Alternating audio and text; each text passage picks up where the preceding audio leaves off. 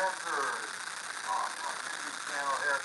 It's a live podcast. And man, I tell you, I'm really excited tonight.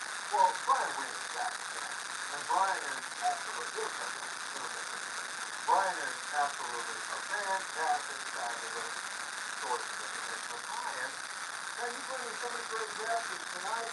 Roger Eckhardt, you got him a lot. Fantastic stuff. So, welcome. Thank you. Roger, welcome to you. Yeah, we're on. Yeah, we got some camping going on here, but we're going to work through it. Roger Eckhardt, welcome, my friend. And we got one more major snapper going on. There we go. Oh my God. No, we're not going to get there. I'm telling you right now. This is just going to be a complete disaster. There you go. I've already decided that. No. We're ready. Roger, it's great to have you here, my friend. How are you? I'm great. Thank you for having me. And it's been a few years since I worked in a tackle store, but I've been in the industry for a while. You've been in it for decades. Decades. Many people know you. Oh, yeah. In fact, you would say that he has helped tens of thousands of people catch more fish. That's been my line. Yeah. Is that true? It is absolutely true. Yeah. Been a few years. Yeah. Can't even go to lunch sometimes with this guy. You got to wait there for a little bit and let the fan club kind of die down. Oh, I know. All right, well, it is great to have you guys here. I mean, what we want to do, well, the audience is already here with us. Naughty Boy says hello. He said the sound really sucked in the beginning. That's why I ran up there. Yeah. He says everything's good now. Everything's good. All Travis right. Bright says everything is good. Everybody's happy to see you two gentlemen here. Can I thank a couple of sponsors? Please. Absolutely. You sure? I have your permission? Yeah. All right. Perfect. Opsin Fluorocarbon, www.opsinusa.com. Put in FA at checkout, and Greg Brown will send you a love note. Don't let your wife see it. It's kind of, it's a little bit edgy sometimes. And he'll send you a free gift. Greg's a great guy, and Opsin Fluorocarbon, they are doing some fabulous work. Daiwa is our rod and reel sponsor, and I got to tell you, we are so proud to have Daiwa on our side doing such great work. They have affordable tackle, and you can put the screws to these big bluefin tuna using Daiwa. Great to have you with us. Blacktail hooks, and we are so happy to have Sky along with us also. Blacktail Hooks makes a variety of great hooks, and I know you're going to enjoy that. And of course, 22nd Street Landing in beautiful San Pedro, California. We have to be nice to them. Yes, So, of keeping the course. lights on. Well, you kidding me? I mean, whatever it takes, you know, I'm in. Actually, to be perfectly honest about this whole thing, Mike Morrison was the one who suggested this, the manager at 22nd Street Landing. Mark and Paul Strasser, Mark Paisano, they gave us this great opportunity. I think it's working for both of us now and working really, really well. And yeah, you're right, man. Anything it takes because this is such a great place to have a studio. I mean, Couldn't be any better. you know what? Sometimes you'll have a situation where maybe tonight, some captain will walk in and say, man, we caught all kinds of stuff. So it's great, Roger. That's no great. question about it. All right, Malahini Sport Fishing at H&M Landing. My good friend, Bill Wilkerson. Bill's a great guy and a wonderful friend.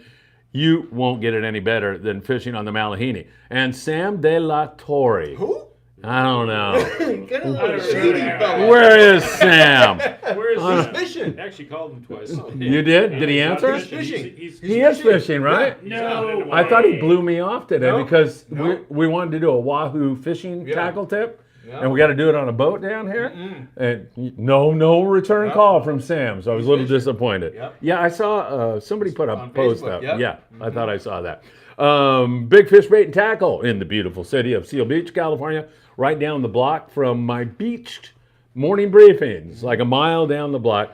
And they're your surf fishing headquarters, man. They do that. And they also have, big tuna gear and everything else. So great stuff. And who else is up there? Ventura Sport Fishing, where Joe Martinez is fishing right now. Joe is the guy who caught that 315-pound bluefin this year. I think it's the biggest one so far this year. No, not Joe, until he catches a 400th. well, maybe he's out there fishing right now. So I'm sure you never know what's going to happen. So it might be really, really good. And also, you got the Endeavor up there. Great, great stuff. We love Ventura Sport Fishing. 805-676-3474. One of these days, I'm going to forget these phone numbers, and I'm just going to be sitting here. What is Ventura Sport? Because I put these all to memory. Yeah. Remember when you were a kid, you had everybody's phone number to memory, and now no more? Yeah.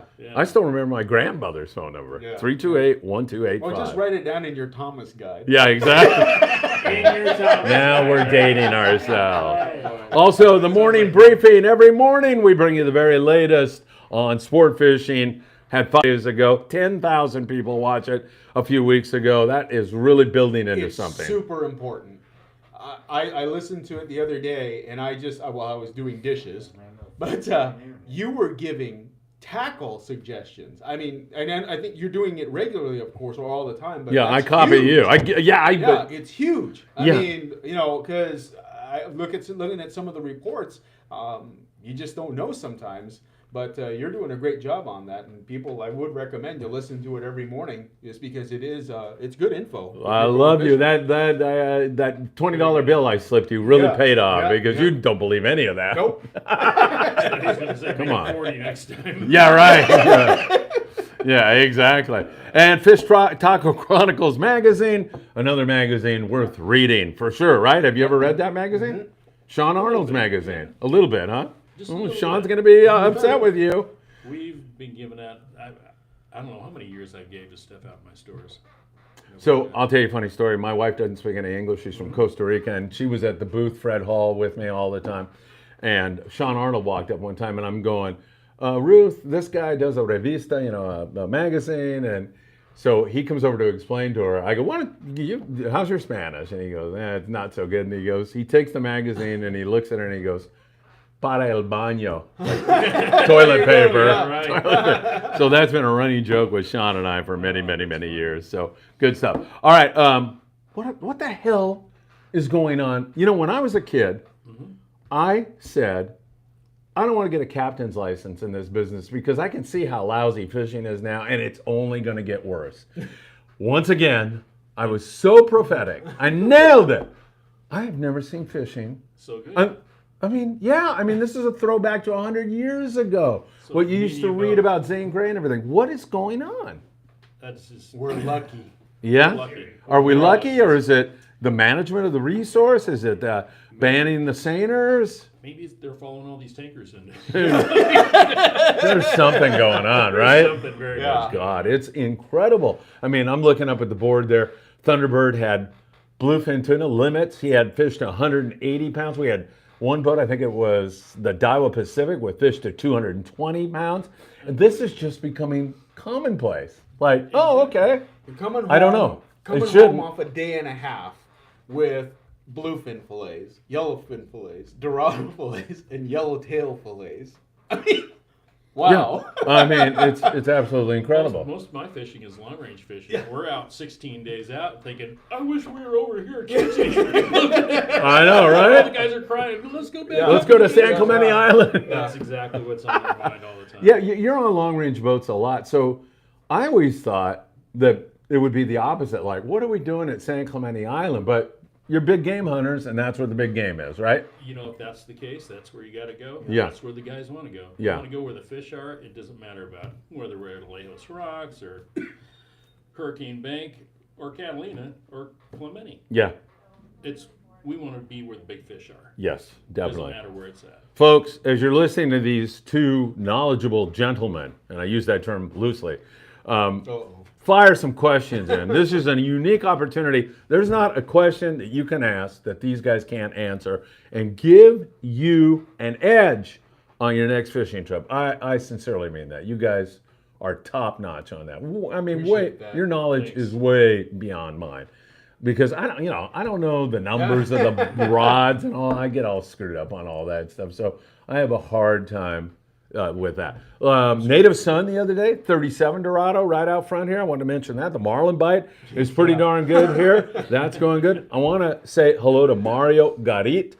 Went out to his house yesterday, and he loaded our pickup truck with all kinds of clothing and other really great stuff that we're going to take to Mexico Oh, nice. on the 6th of January. So Mario, really salute you for that. You want to hear the Mike Morrison? You know the manager here, big beard. Oh, you know him, right? Red hair. Absolutely. Kind of.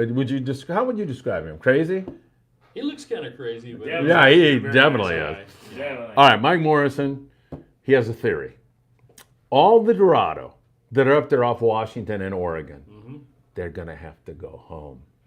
And we're going to get a rebite in Southern California. Now, he was upstairs for a while, and he wasn't eating shrimp Louis. He was up in the other part of there. So that might enter into that a little bit. Is that a plot? I told him, yeah, but Mike, when they come back, the water temp's got to be right for them to want to bite. Yeah. And so if our water temp goes, and it's already starting to do that, I'm not sure about that. So, gentlemen, weigh in on the Mike. This is like the Paley watch theory, you know, the existence of God. You look at a watch and you presuppose a watchmaker, kind of like the earth is so wonderful and it functions so well. There's got to be a supreme being. So this is right up there. Mike Morrison's theory about the Dorado coming down is right down there with the greatest theories in the world. You're not buying it, are you? Do you think that's possible? I mean, anything is. I was talking to my buddy Sal Rocha, who runs the Starfire up in Morro Bay. They're seeing bluefin at 120 to 180 pound fish out 20 miles. Oh, wow. Yeah. Unbelievable. Yeah. Ricky Carbajal, who just bought a boat that he's going to take to Puerto Vallarta, just got in off the Amigo. He said they rolled up on a spot of fish and it was all 200 to 300 pound fish. And he goes, I swear to God. And they were jumping out of the water and putting on this incredible show. Man, I mean, come on. I can't believe this is actually even going on. It's completely nuts. It is. What It about a is. yellowfin, 240 pounds? Yeah. Fort Bragg? Yeah, up there, right? What the hell is going on? Come on. All right, let's see. Lipper, the fisherman. Hey, guys, sounds like another great show, but I got a question for you, Phil. Can you talk about some of the largest, most exotic catches you've seen taken on your home beach?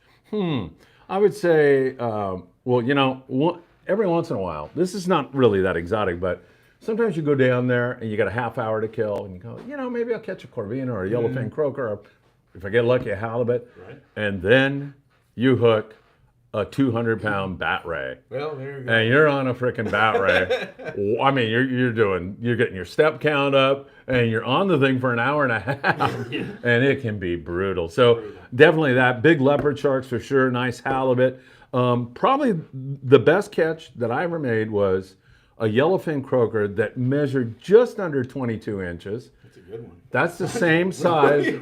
That's the same size as Fred Oakley's world record, or whatever it is. He has a world record. Do you know Fred Oakley, or did you know him? I just heard of him. All right, so I knew him, and that bum, I'm telling you, my fish weighed like 6 ounces less than his. Oh, boy. Yeah, I think he had a thumb on the scale or something. But Stickers in there.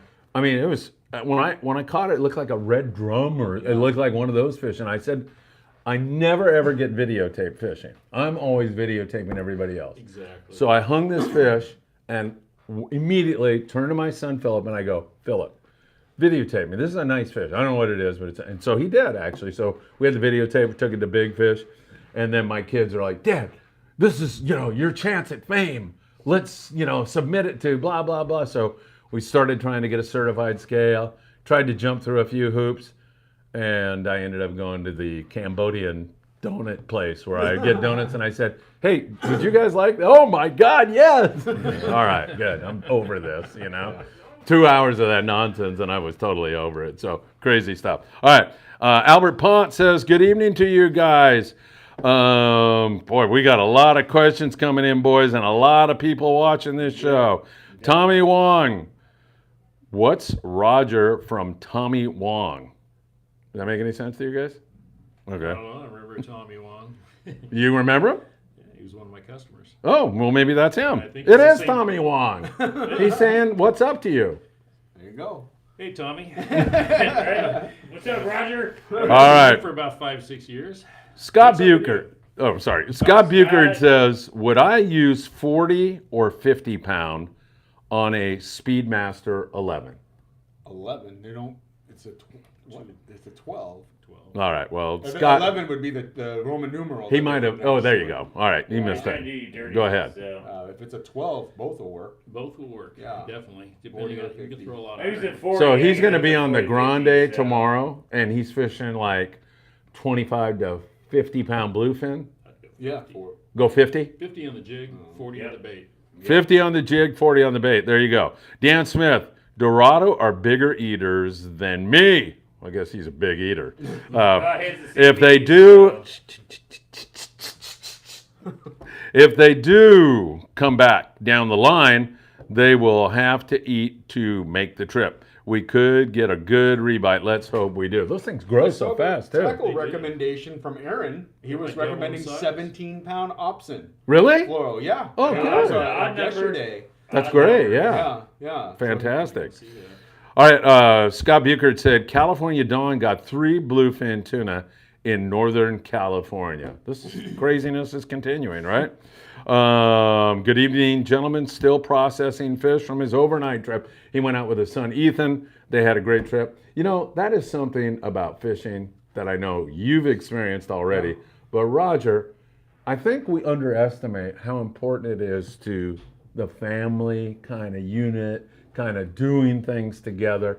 How important that fishing can be to bring a family together and give them something to It do for does. many I hours. mean, especially when you bring all that stuff in. I mean, when I grew up as a kid, I hung out at this guy's fishing facility. He made jigs. It was called Dick's Jigs, D-I-X.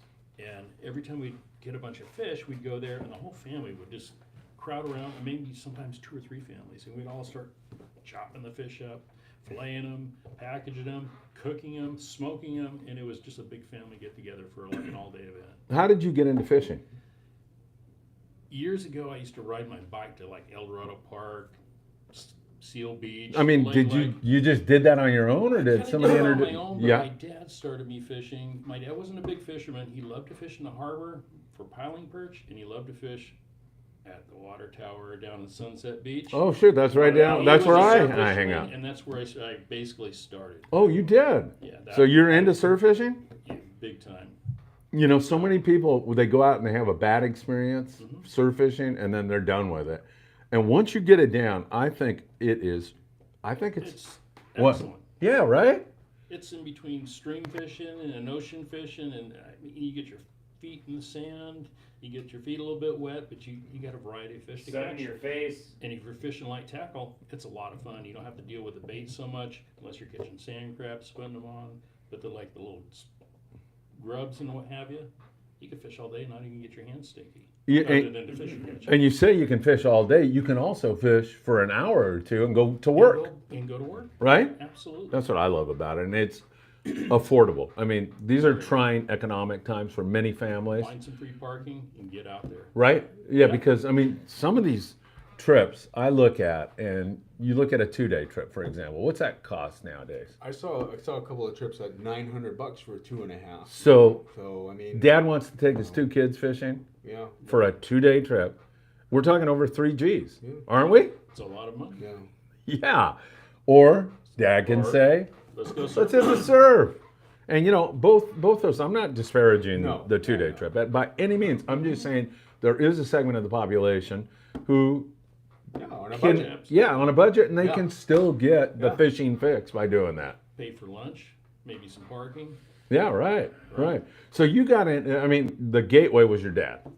He's Yeah, got you into he fishing. started it. And Absolutely. piling perch, man, were you fishing Piling those perch. side runner crabs You ever? know, I was so young.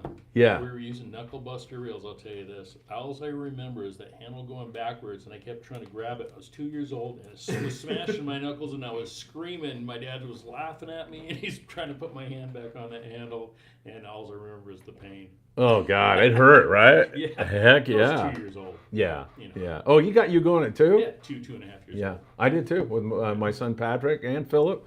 They were both like 2. Patrick used to ride my shoulders, and Philip was big enough to walk around deck. And when he was 2, and I pretty much I knew the deckhand on the tank, Right. so I'd put him up on the tank, and he was just like mesmerized by the bait and Oh, trying to yeah. catch bait. So he was 2, and then he caught his first albacore sitting on the knee of Alan Girardi, who was the deckhand, on board the Tracer, as I remember, with Steve Thompson when he Wow. was 4. And I told him, I told Alan, don't you turn that handle. Let him do it. He's an animal, so he'll do it. And he did, you know. And Alan, of course, he'd move when he had to move and did all that stuff. But Patrick was 4 when he got a nice That's first awesome. albacore. Yeah. Yeah. So what are you up to now? That's what the question is. Well, now I'm a manufacturer's rep, and our fishing lines we rep Rapala. We got master rods, which is like entry level rods and combos, which is nice. Yeah. We do sunglasses and different things like that, and of course we do shooting sports lines. Do you have surf fishing stuff? We do. Yeah. We got plenty of surf fishing stuff. Really? Yeah. Oh, great. So Master is loaded full of that stuff, that's awesome. and that's that kind of entry level stuff where you don't have to spend a fortune to take it on the beach, get it sandy, rusty, and all this other junk, corroded up. You just take that out there, use it for a couple of years, and move on to another one. Yeah, that really makes a huge difference. Having that gear that's affordable when you're first getting into it, right? Yeah. We got some nice graphite rods too. They're pretty nice surf bridge rods. And Brian, you, of course, are such an expert, but you have another something you do in life. Why don't you tell everybody about that? Let's get that out right now. Well, I do appreciate that. I very much appreciate the opportunity to come on the show here with you, Phil. A way for me to connect with the fishermen, of course, and the angling community. But I was in the business for over 2 decades, and that's how I know Roger.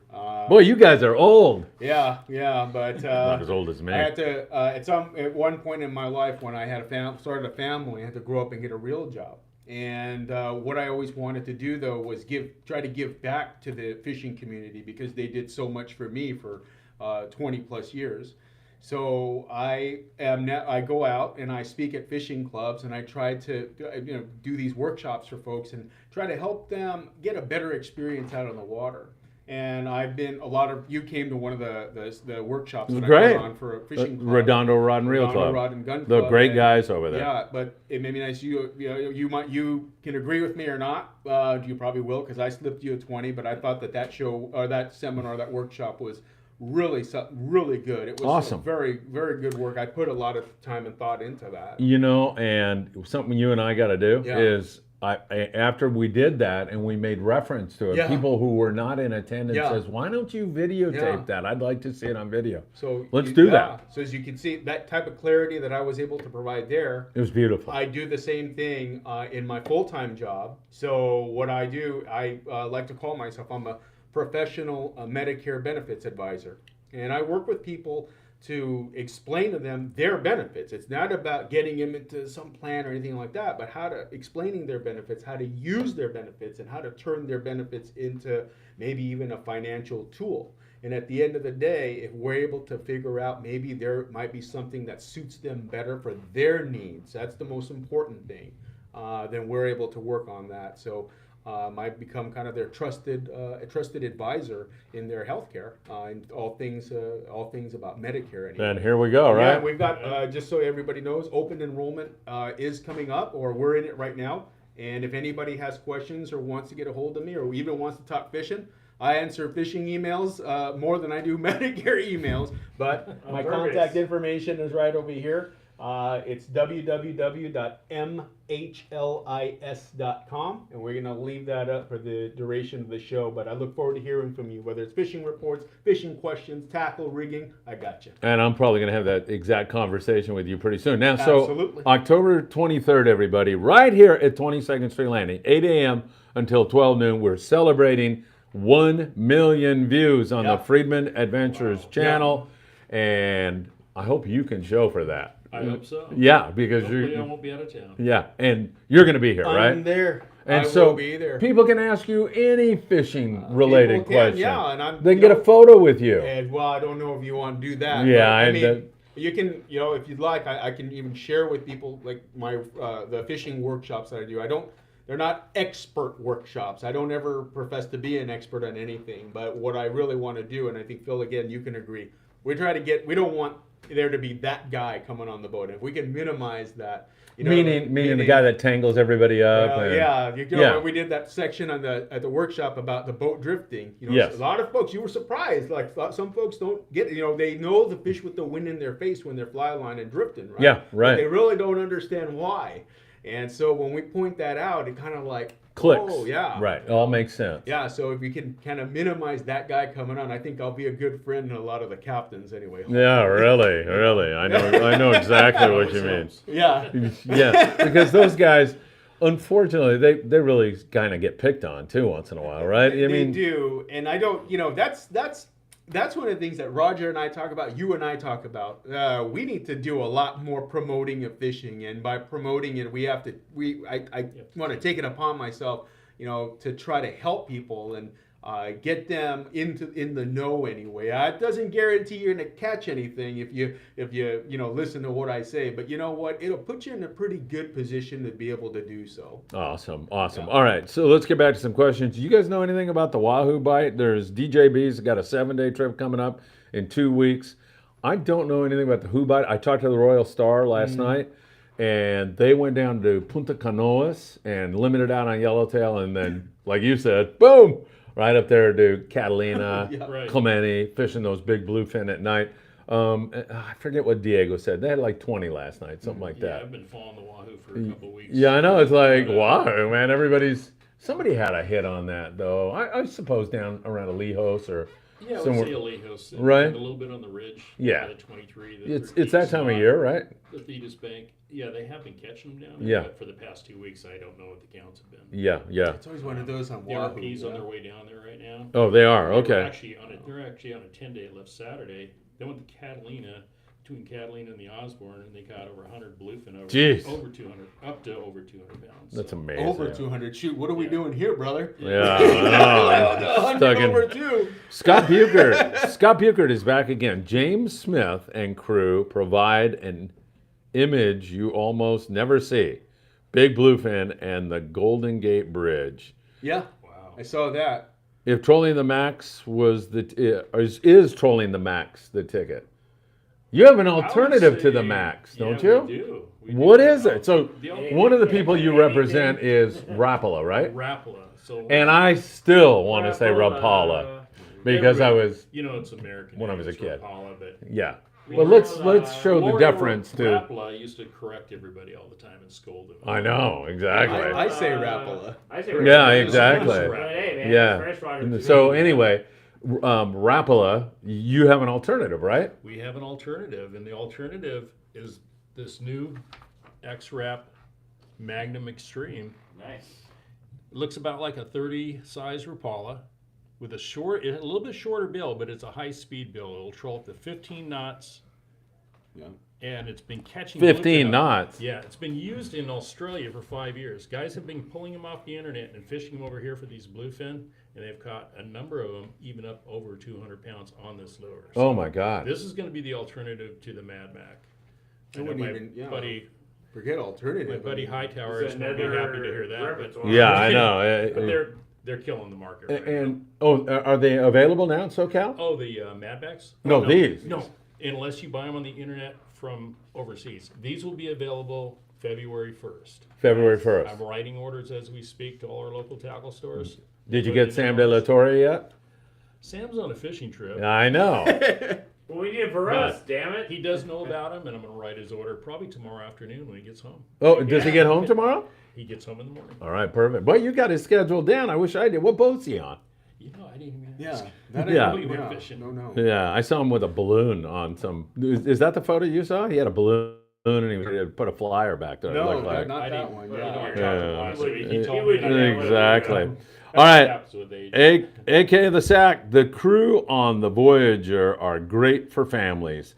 Ethan had Ethan cleaning the deck and helping going through jigs and stuff.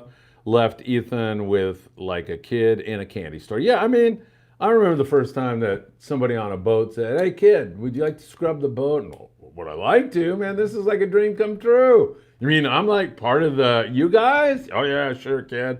just scrub all that crap off the deck, and how much do I? You didn't even think of how much do I get.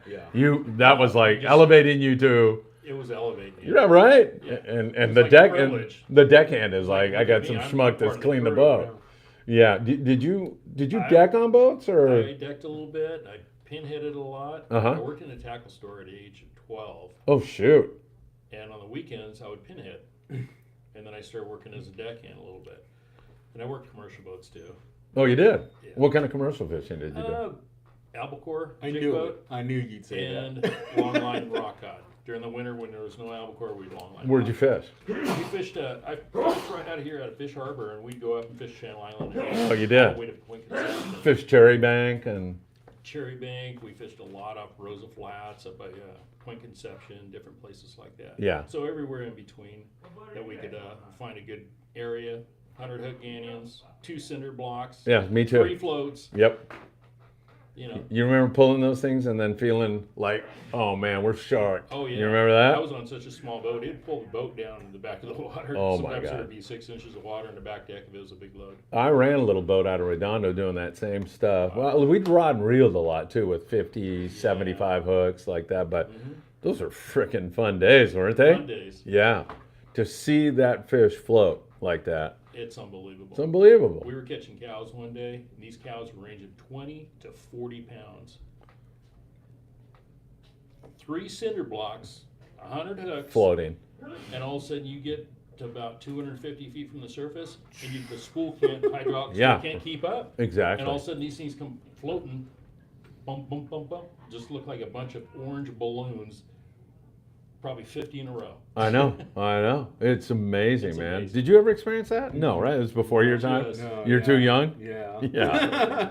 It was, and if you ever, I'm sure you dropped with 50 hooks or something. That rattling was Oh, yeah. so freaking bitching. Oh, isn't it? Yeah, or getting stopped on the way down, like all of a sudden you go slack. Yeah, go slack.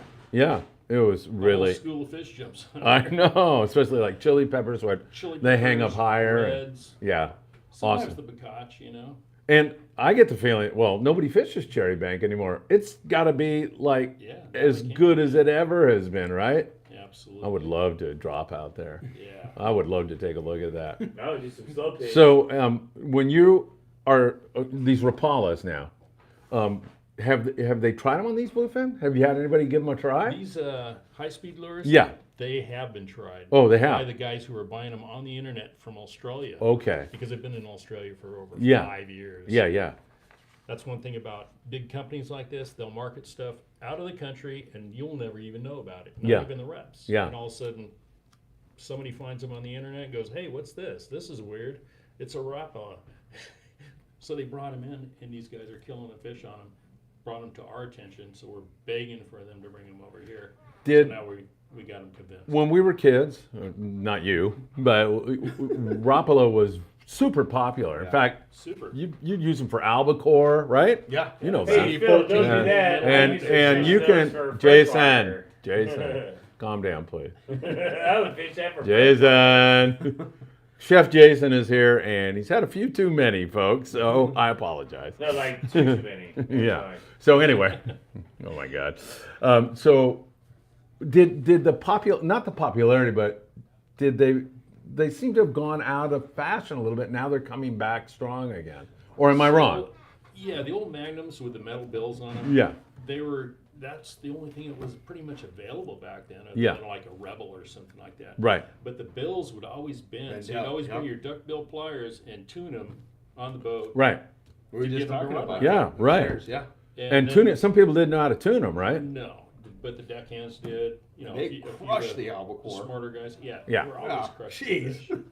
They had them on the boat lines. Yeah. Rapala comes back with the X wraps, which has a solid, bill. All the X wraps have that solid plastic bill. Part of it, it doesn't get out of tune. It doesn't get bent. It Oh. doesn't break. Oh, so it never gets out of tune. I've never seen one out of That's tune. awesome. Yep. So That's you a can huge. Control them very fast. I mean, this new lure will go up to 15 knots. The old ones probably 8 to 10. Yeah. It's like the Mad Max. That's it has awesome. That auto tune thing. So to down it, at you know? Cedars Island, I do a couple Cedars charters a year. We go down there. We'll take the 30 and 40 Magnums, X wraps, and troll them for Yellowtail. and sometimes tuna, and we've caught wahoo on them down Oh there my as well. God, really? We catch fish after fish after fish until you lose the lure. It's never out of tune. Oh my God, that's great. one And that's fishing Cedros? Cedros, Wow. absolutely. That is a magical place, isn't it? It's fun. Is It's it the just Yellowtail great. capital of the world now? Absolutely. It has to be, right? And you know what's weird? They used to tell me LA Bay was on the inside, Yeah. and that's magically on the opposite side of Baja, on the outside. So both those places are the Yellowtail capital of the world. Isn't that weird? And I just heard from a guy down in the Bay of LA yesterday, and they were catching some big yellows and, you know, that crazy variety like yellows and pinto bass and cabrilla and Everything. like sierras and just everything over Just there. Great fish. Yeah, there's something about that latitude, right? Or something about that makes it It's so the special. latitude, it's got to be it. So you know you heard me mention Mario Garit just a moment ago, the guy that gave us the clothes. Yeah. We're leaning heavily toward taking a ton of stuff to Cedros Island.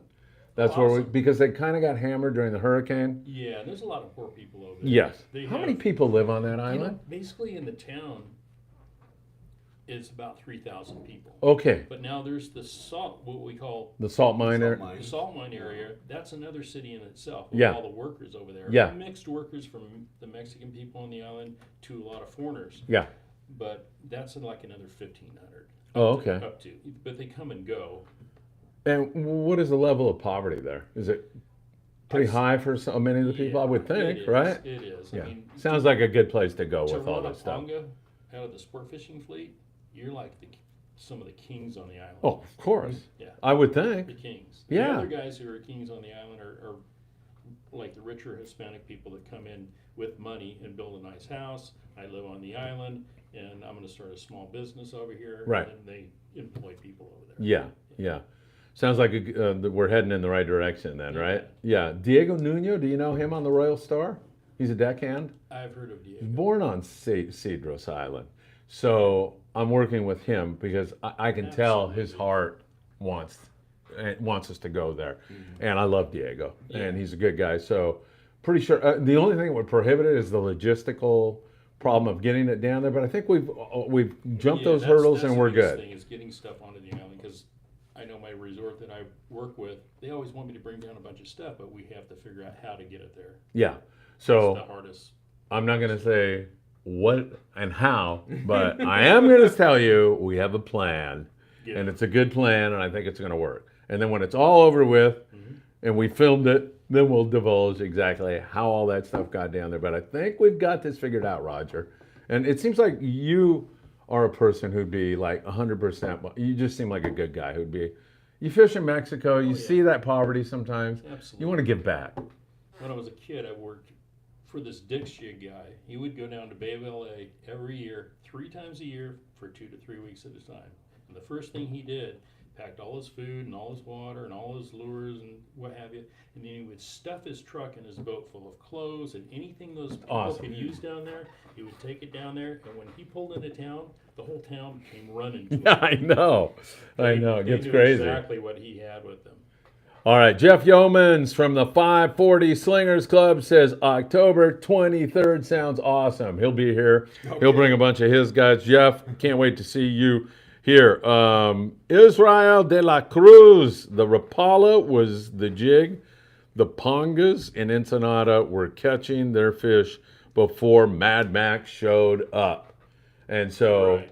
yeah, so I mean, these new lures, they could conceivably give Mad Max a run for their money, if not replace them. I mean, in your dreams, you would like to see that. We would like to see it replace them, but it's going to give a great alternative, and it's going to be, you can use it for everything else as well. Yeah, for sure. Absolutely. All right, give us a few likes out there, folks. We appreciate everybody who's watching. You have a question for either Brian or for Roger, fire it in here right now, because these two guys can get you hooked up on anything you want to get hooked up on. Victor, he has a place in Ensenada called the Blackfin Sport Fishing, and he does a great job. He's been sending me videos and sending me, photos of tons of Dorado, yellowfin tuna, bluefin tuna. They're just rigging it. We use them for bluefin. Hey, he's using the Rapalas down there for bluefin in Punta Banda, around Ensenada. The local shops sell them. They work great. Rapalas Super Speed Extreme. There you have a guy, There you go. a man who his entire fortune is based on catching fish, and he's using those exactly down there. I'll go down there and give him a hug for you here pretty soon. That sounds great. Yeah. We need all the publicity we can get.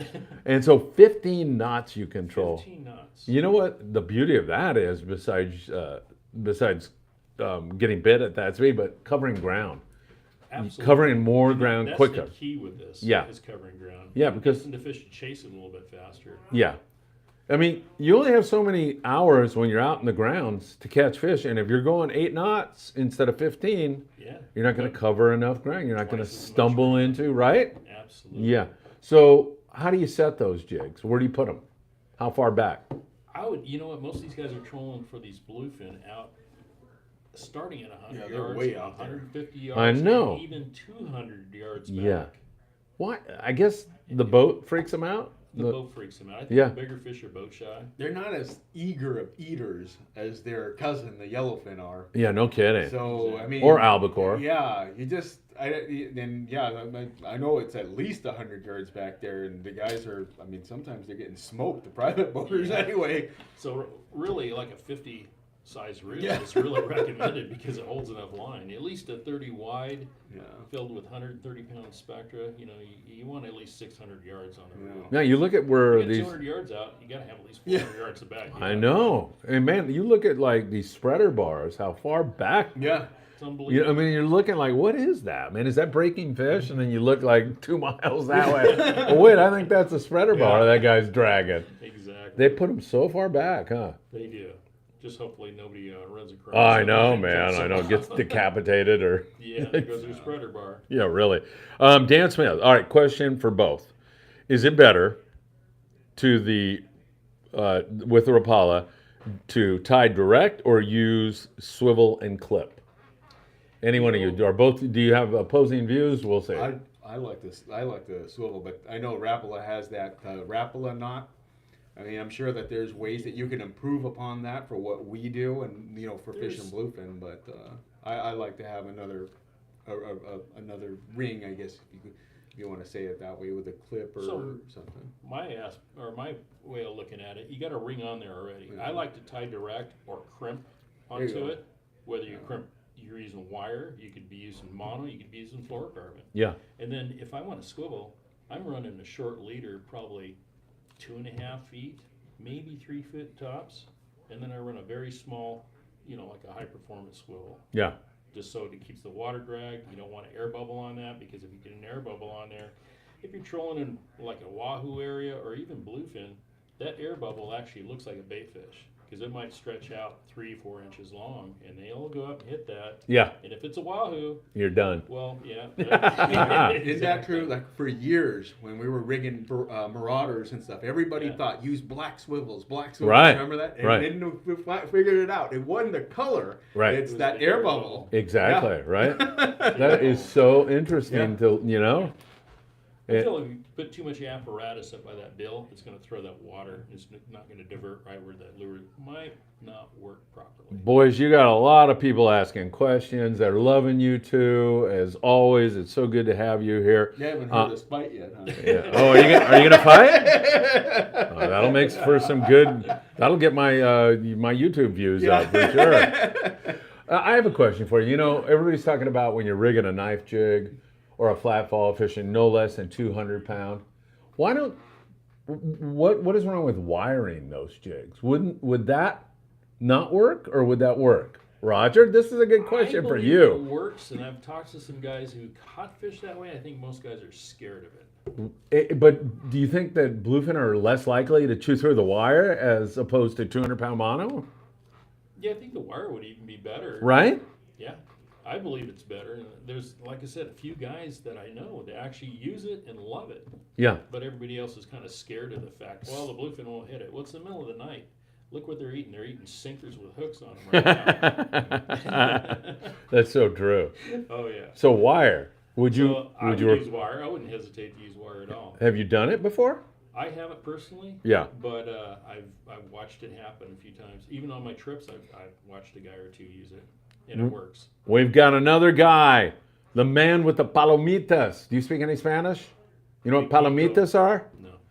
He's putting them in his mouth, watching our show. Popcorn. Palomitas. Yes! Popcorn. Popcorn. And it's Arnie Man. He's another guy with an operation out of Ensenada. A great guy. There you go. Arnie Man on Facebook. You can find him. Hola, Felipe.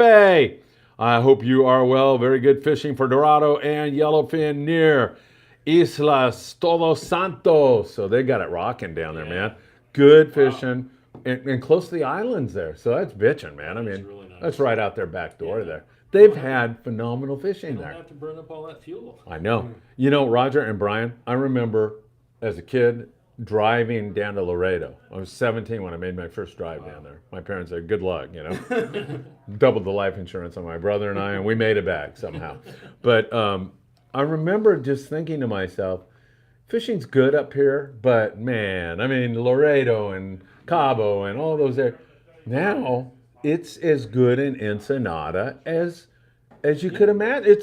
I mean, great. yeah, it's like flipped. It's been so crazy to watch that metamorphosis, that change, that nothing would surprise me anymore. You know, fishing is so much better today than it was when I was a kid. Way better. Yeah. How about you? It's I- gotta be, I right? I totally agree with you. Yeah, I would I say agree. my theory on all this yeah, is over the years, stuff is cleaned up in the water. We Yep. don't have as many phosphates in the water. We don't have as much stuff going down the sewer systems. We don't have a lot of that oil pollution like we used to. And all the bait fish is coming back, which brings the fish with it. yeah. I think that's a good theory. We'll put that up with Mike Morrison and Paley's watch theory. Perfect. Yeah, no, that's a good But, theory. yeah, I think it starts at the bottom of the microscopic stuff and it works its way right on out. Yeah, I have to agree. And things are way better now, I think, in terms of all of that, right? I think the ocean's Plankton's cleaner. there, the bait fish come, and if the bait fish come, the sport fish come. Absolutely. Javier Lopez. I remember a Rapala commercial years ago.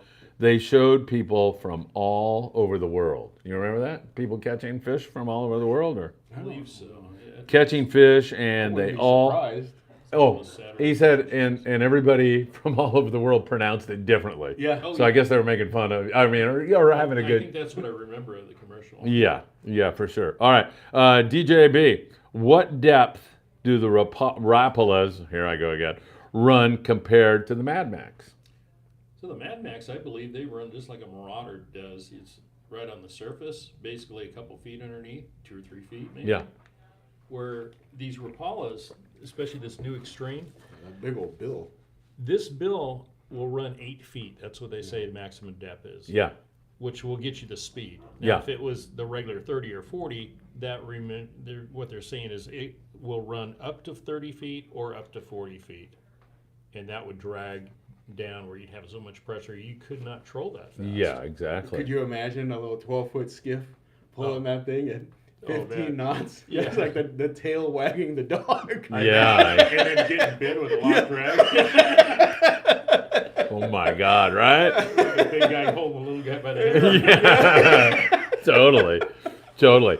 Matt Pastel, I love the pic of Phil as a blonde. Oh, there's a Yeah. picture. Have you seen saw that? that. Yeah, the kids in China threw that on. I forget what was it. It was like I don't know what it was, Halloween or something, Yeah. and the kids did that. I like that too, actually. Yeah, you want to know what my pronouns are? Let's hear it. I think it's he and him. That's it. Right? The real thing. Let's not get into that. Tony Gonzalez, Roger. Save on tackle is not the same. They need you there. I'm retired from that place. Oh, That man, place, what a go bird. see Anthony. He'll take care of it. All right, but still, that is a compliment. Thank you as for to- that. and Yeah, one absolutely. thing you mentioned upstairs was that when somebody walks in the door of a tackle store or anywhere else for that matter, you Absolutely. acknowledge them, right? Yep, you acknowledge them, and that's what I've always done since I was a teenager. Yeah. I heard Taught that Yeah. by an old guy, and I worked in a tackle store for 3 years. I was 12 years old till I was about just almost turned 16 Yeah. before I went to another tackle store. I heard a line once. It was a seasonal job that I had, and they said greet every customer that walks in within 5 seconds that's within 10 feet of you. Yeah, Right? absolutely. Yeah. There's something, I know Roger used to do it. I used to go in there and bug him all the time at the shop. But it's kind of it's one of those things that it's kind of, I hate to say it, but I wouldn't say it's rare, but it's not common anymore. No, I know. Yeah, unfortunately. I know. You know, it's always good to, if you can't speak to somebody like Brian was saying, within 10 feet of, you're 10 feet away, you need to speak to the person. Yeah. Say hi, even if you're helping with somebody else, just acknowledge them real quick. But if he's 20, 30 feet away, give him an eye contact and a head nod or something. Let Yeah. him know that you've acknowledged that he came in the store and Yeah. make him feel at home. I do that pretty much, when That's- I'm walking down the beach, I'll say hello to somebody or whatever. Absolutely. You know, it was a funny thing, not my brother, my son, Patrick, and I, we were in China, and saying hello to somebody on the street is not something that people do. It's not a part of Chinese thing. No. Maybe the hustle and bustle or whatever. I swear to God, we must have said hello to 2,000 people. We got over to this town. We went with my co-teacher. We were staying with her family. It was during New Year's, Chinese New Year's. So we're just ni hao, ni hao, ni hao. And so we go to a wedding the next night, and people were coming up to the table going, "Hey, you are those guys that you said ni hao to me." I go, "Oh, yeah." Like hundreds of people, like they were so, But yeah, I mean, just like, I just feel like you should do that with people. Yeah. And it was a fun experiment in China to do that. I mean, people are like, these people are insane. Who are these weirdos? Yeah, it's kind of weird. I mean, but especially like you say, the Chinese culture is like that. Yeah. They just don't pay attention to each other or whatever. When you do, they acknowledge it Yes. and they remember that. Yes. All right. Naughty Boy 78. If you carry 3 setups on a 5-day trip, oh, this is a good question. What would you carry? And also, how far up north have you guys fished? So let's take the 5-day first. What's the answer? You got how many setups? 100-pound 3? outfit. You would have to have it now. 3 setups on a 5-day. Yeah, if Gotta you're have fishing a bluefin trip, Yeah, you got to have a you gotta 100-pound have outfit. Yeah. There's that. And then you probably want A 40-pound bait. I would, a 40 or 50-pound bait, and then I would say a 25-pound rig. Okay. 25 it's a nice line because it's not Too light. It's not 30, but it's still pretty strong. I've seen a guy catch a 135-pound bluefin Absolutely. on a 25-pound line. I've Yeah. got a 100-pound big eye on 25-pound Yeah. line myself. Yeah. In 20 minutes. Yep. I mean, tie it off to a cleat and pull on it as hard as you can and see if you can bust it. Unbelievable. Yeah, right? So Ricky Carbajal, he ran out of Marina Del Rey for years, and he's taken that boat down to Puerto Vallarta. I'm going to screw this story up, but I think I can get the gist of it to everybody and you guys. He said on the Amigo on this recent trip, there was a guy, and they were fishing rock cut, and he took some 3-year-old mono that Ricky had, and they were done rock cut fishing. They were on these big tuna, and he tied, like, the guy's not a fisherman. He tied kind of a crummy knot, and he put this 3-year-old, I think it was 80-pound line on. Ricky will correct me. And he throws out a bait and he hangs a 200-pound tuna and he gets it. Wow. Okay? So he gets it. And Ricky was like, sometimes we overthink all this stuff. Sometimes, we used to catch yellowtail all day long over at San Clemente Island with 30-pound mono. And now everybody says Spectra, Spectra, Spectra, Spectra. You can't fish them without Spectra. Do you think we overthink it? Or has technology evolved to the point where the Spectra is better and you ought to stay with the times?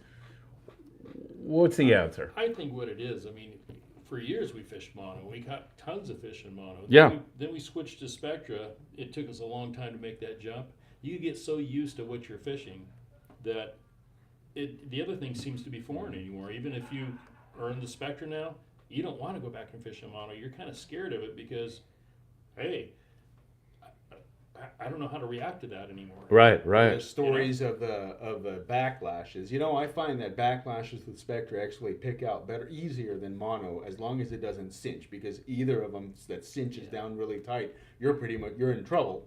But the backlashes on Spectra, I mean, it's just a pull and a tug, and it comes if you don't, But the thing is I think people have to kind of adjust their casting when you're casting Spectra versus mono, definitely. right. It's more of it starts off as a lob, and then once you get really proficient at it, now you can start to add a lot more English to your cast. Yes. But there's a definite evolution to it, right? There is an evolution to it, and you know, one of the things about Spectra, you know, Roger, you'll believe this one, but even in the workshop that I do for fly lining, you know, Spectra is certainly lighter than mono, right? Yes. And it catches current a lot quicker or a lot easier. So when guys, oftentimes they're fishing a live bait and they're mistaking the current for their bait, and they're absolutely. thinking, "Boy, my bait's going on, I'm good." Well, no, it's you know, I said the current or the waves do a really good job of pretending to be a sardine. Exactly. You know, so there's a learning curve to it, but once you get it, I mean, do you see yourself going back to mono? I don't see myself going back to mono. I like the I couldn't Spectra, do it. The low stretch factor. And the reels, you It can lasts fish those forever. small reels too. Right. That's so You beautiful. can take 2 or 3, 4 spools of different sized fluorocarbons for leader, and you can change that on a rod in a second. Yes. You can tie it on, and you're back in the water in no time. Yeah. Yeah, that is absolutely right. All right, Tony Gonzalez says hello to you, Roger. Israel de la Cruz, question for Roger. Do you think Rapala would come out with a heavy jig, or are they going to stick with their traditional jigs? You mean as far as like a bluefin jig? We have those in the Williamson line. Williamson Lures, or it's owned by Rapala. They have all the heavy jigs in there. Oh, okay, they do. Yeah, absolutely. So you can find those online, or? You can find them online, and most all your tackle stores will carry Williamson. Okay, perfect. That one jig, that Williamson, the Kentucky, jig? yeah, Kentucky that jig thing is was the most hot. popular right now, and it's very popular. You can find them at most tackle stores. All right. In Southern California. Somebody wants to know, are treble hooks or straight hooks, J hooks, better on a knife jig for tuna? What's better? I think what that comes down to is personal preference. Some guys will they want that treble hook. They want that big treble hook in the back, so when that tuna bites it, hopefully it gets in the top lip and the bottom lip, and it can't breathe anymore, and that fish will come to the boat a lot easier. Yeah. And that's what the treble hook does. The single hook might bury a little bit deeper in the corner of the mouth, and it might be more secure. But the treble hook, if you get all 3 hooks in there, I think comes out. it's one of those where you have to kind of, you go on a trip and you see somebody that's being real successful with a certain way of rigging, and you kind of have to Successful, right? You have to Our go guy on, with his treble hook. you have to go out and give it a try yourself. I haven't had luck with the big treble. I've had problems with the big treble, and I've had issues with like guys are fishing like a 7691 style hook on the bottom of a knife jig. Yeah. I've had issues with that too. So I'm a single hook guy, but at the same time, I rig my jigs with assist hooks that I tie, and the hooks that I use, they don't have that traditional live bait angle on them. The treble works really good when people think that it hurts the fish. I'm not really sure if they take it down deep. That's where a lot of the chew-off issues can occur. Oh, right. And the treble hook can't stick there. And where it really is, it's when it catches, as Roger said, it keeps that mouth of theirs. If you get all the hooks, to keep their mouths pinned, that's when it really puts a hurt on them. But I do believe that the treble is better than that 7691 style setup or a Jobu. It's just the barbs are engaged a lot quicker. Because you got to think, if you got a welded ring, as the jig is sinking, the hook, it pins itself to the jig. So when the fish swallows it, when it comes out, it's got to be able to roll out and hook them. Yeah. If you've got like a Jobu or a 7691, that's asking an awful lot. That's a long distance for it to come out. And by the time it does, the tuna, just this big. Have you seen a mouth on a 200 pounder? They open up, they take it in, they feel something odd, and they open up the same amount, they flare out their gills, and they come back out. Yeah. So it's kind of one of those right now. The treble seems to be what people are recommending, but I'll go with that. if you're a happy camper with it, then great. But You concur? I concur, and I think, like Brian was saying on the assist hooks, once you're fighting a fish, you got total freedom with that. Yeah. There's no crowbar effect, should we say, wedging the hook out. With the assist hooks, you're golden. And that's what you're comfortable That with, sounds too, really, as really well. good. All right, gentlemen. Rocket Dog says, "Hey, Phil and gents, another great show." You know a guy named Brian Harnell? I believe so. Well, he says to say hello to you. Hey, He's a big fan of yours. Okay, what's your thoughts on the new jigging technique? I that's know my baby. it's not new, but new out here. That is taking over the surface iron fishing. What is it? What is the new? Talking about that speed jigging? Maybe. Skip I'm not jigging, sure. whatever that What do you think? dope Or maybe shit skip is. jigging or Skip jigging's not new. no? Yeah, So skip that's jigging. it. Hey, let us know what you mean by Yeah. that. Albert Ponce. Hey, Phil. About to disconnect. Tonight we are celebrating our 15th anniversary, and he still checks in with the Friedman Adventures. Albert, you are the man. Going out for dinner and drinks. If you guys keep up the great work, as always. Albert, happy anniversary. Tell him happy anniversary. Happy man. Anniversary. Super great guy. I love Albert. He's really, really good. Jamie Gutierrez says, "Hey guys, great Uh-oh. show." You know him? I do. Yeah. Yeah. Oh, Jaime, yeah. He came in here last week. He's a super, super nice He's a guy. cool guy. What's your favorite kind of fishing? What do you like to do more than anything? It's going to be, I know what it's going to be. Let me Phil guess. says he's Let me rock guess. fishing, It's going to so- be calico bass or something like that. It's not going to be giant tuna. I like variety. Yeah. Put it that way. I can really get into my long range fishing, but I also love to go to Cedars Island, fish calico bass, as well as, I fished those calico bass tournaments for over 20 years. I love to get in the skiff and go after those calico bass at the islands, throwing at the boiler rocks, the kelp, doing all that kind of stuff. It's exciting, but it's kind of challenging. Yeah. You're always trying to beat your best. You're always trying to get that 5 biggest fish. So for a guy that's just come into this sport in the last 5 years, he's listening to that and saying, wait a minute. I mean, I came into this sport and instantly caught a 100-pound bluefin tuna. I mean, Fall 2005. this is like the most awesome thing. And now I want to get a 200-pounder and blah, blah, blah, blah, blah.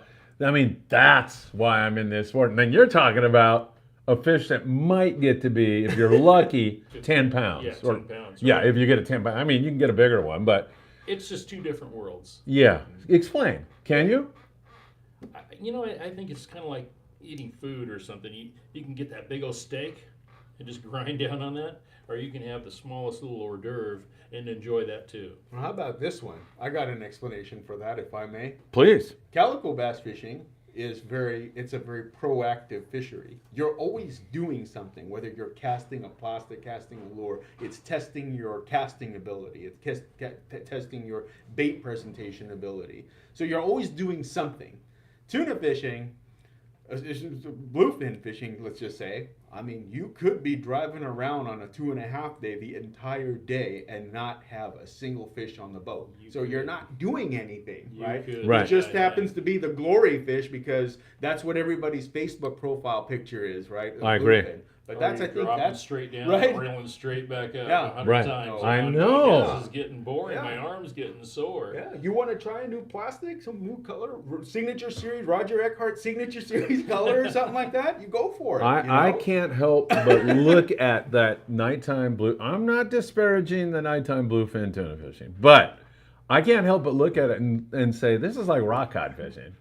I mean, you drop down. I mean, And you're tired. You when haven't it's- slept. yeah. When it's You know, silly fishing, can get that Yeah. way. Yeah. Yeah. I mean, I'm with you, Roger. I enjoy it. I love staying up till 4 or 5 in the Oh, I morning. hate it. Yeah. I do I need and I my don't. my beauty sleep, and it never works, but I Especially still if you do try. 3 days in a row, Yeah. like in a long range.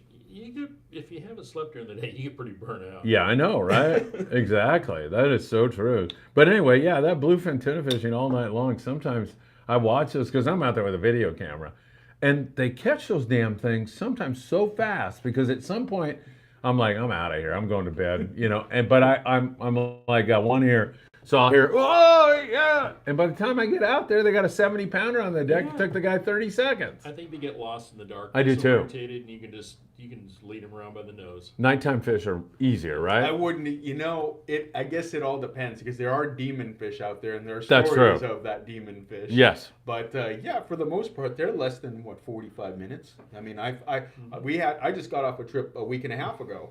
A friend of mine, David, he got one. It was 210, and my other friend Al got a 243 jigging at night. Al's fish less than about 30 minutes. Yeah. David's fish was a little over an hour. Wow. So I guess it all depends on their attitude. And what I tell you is I firmly believe that it is a lot of times it is the angler that gives the tuna a chance to have that attitude.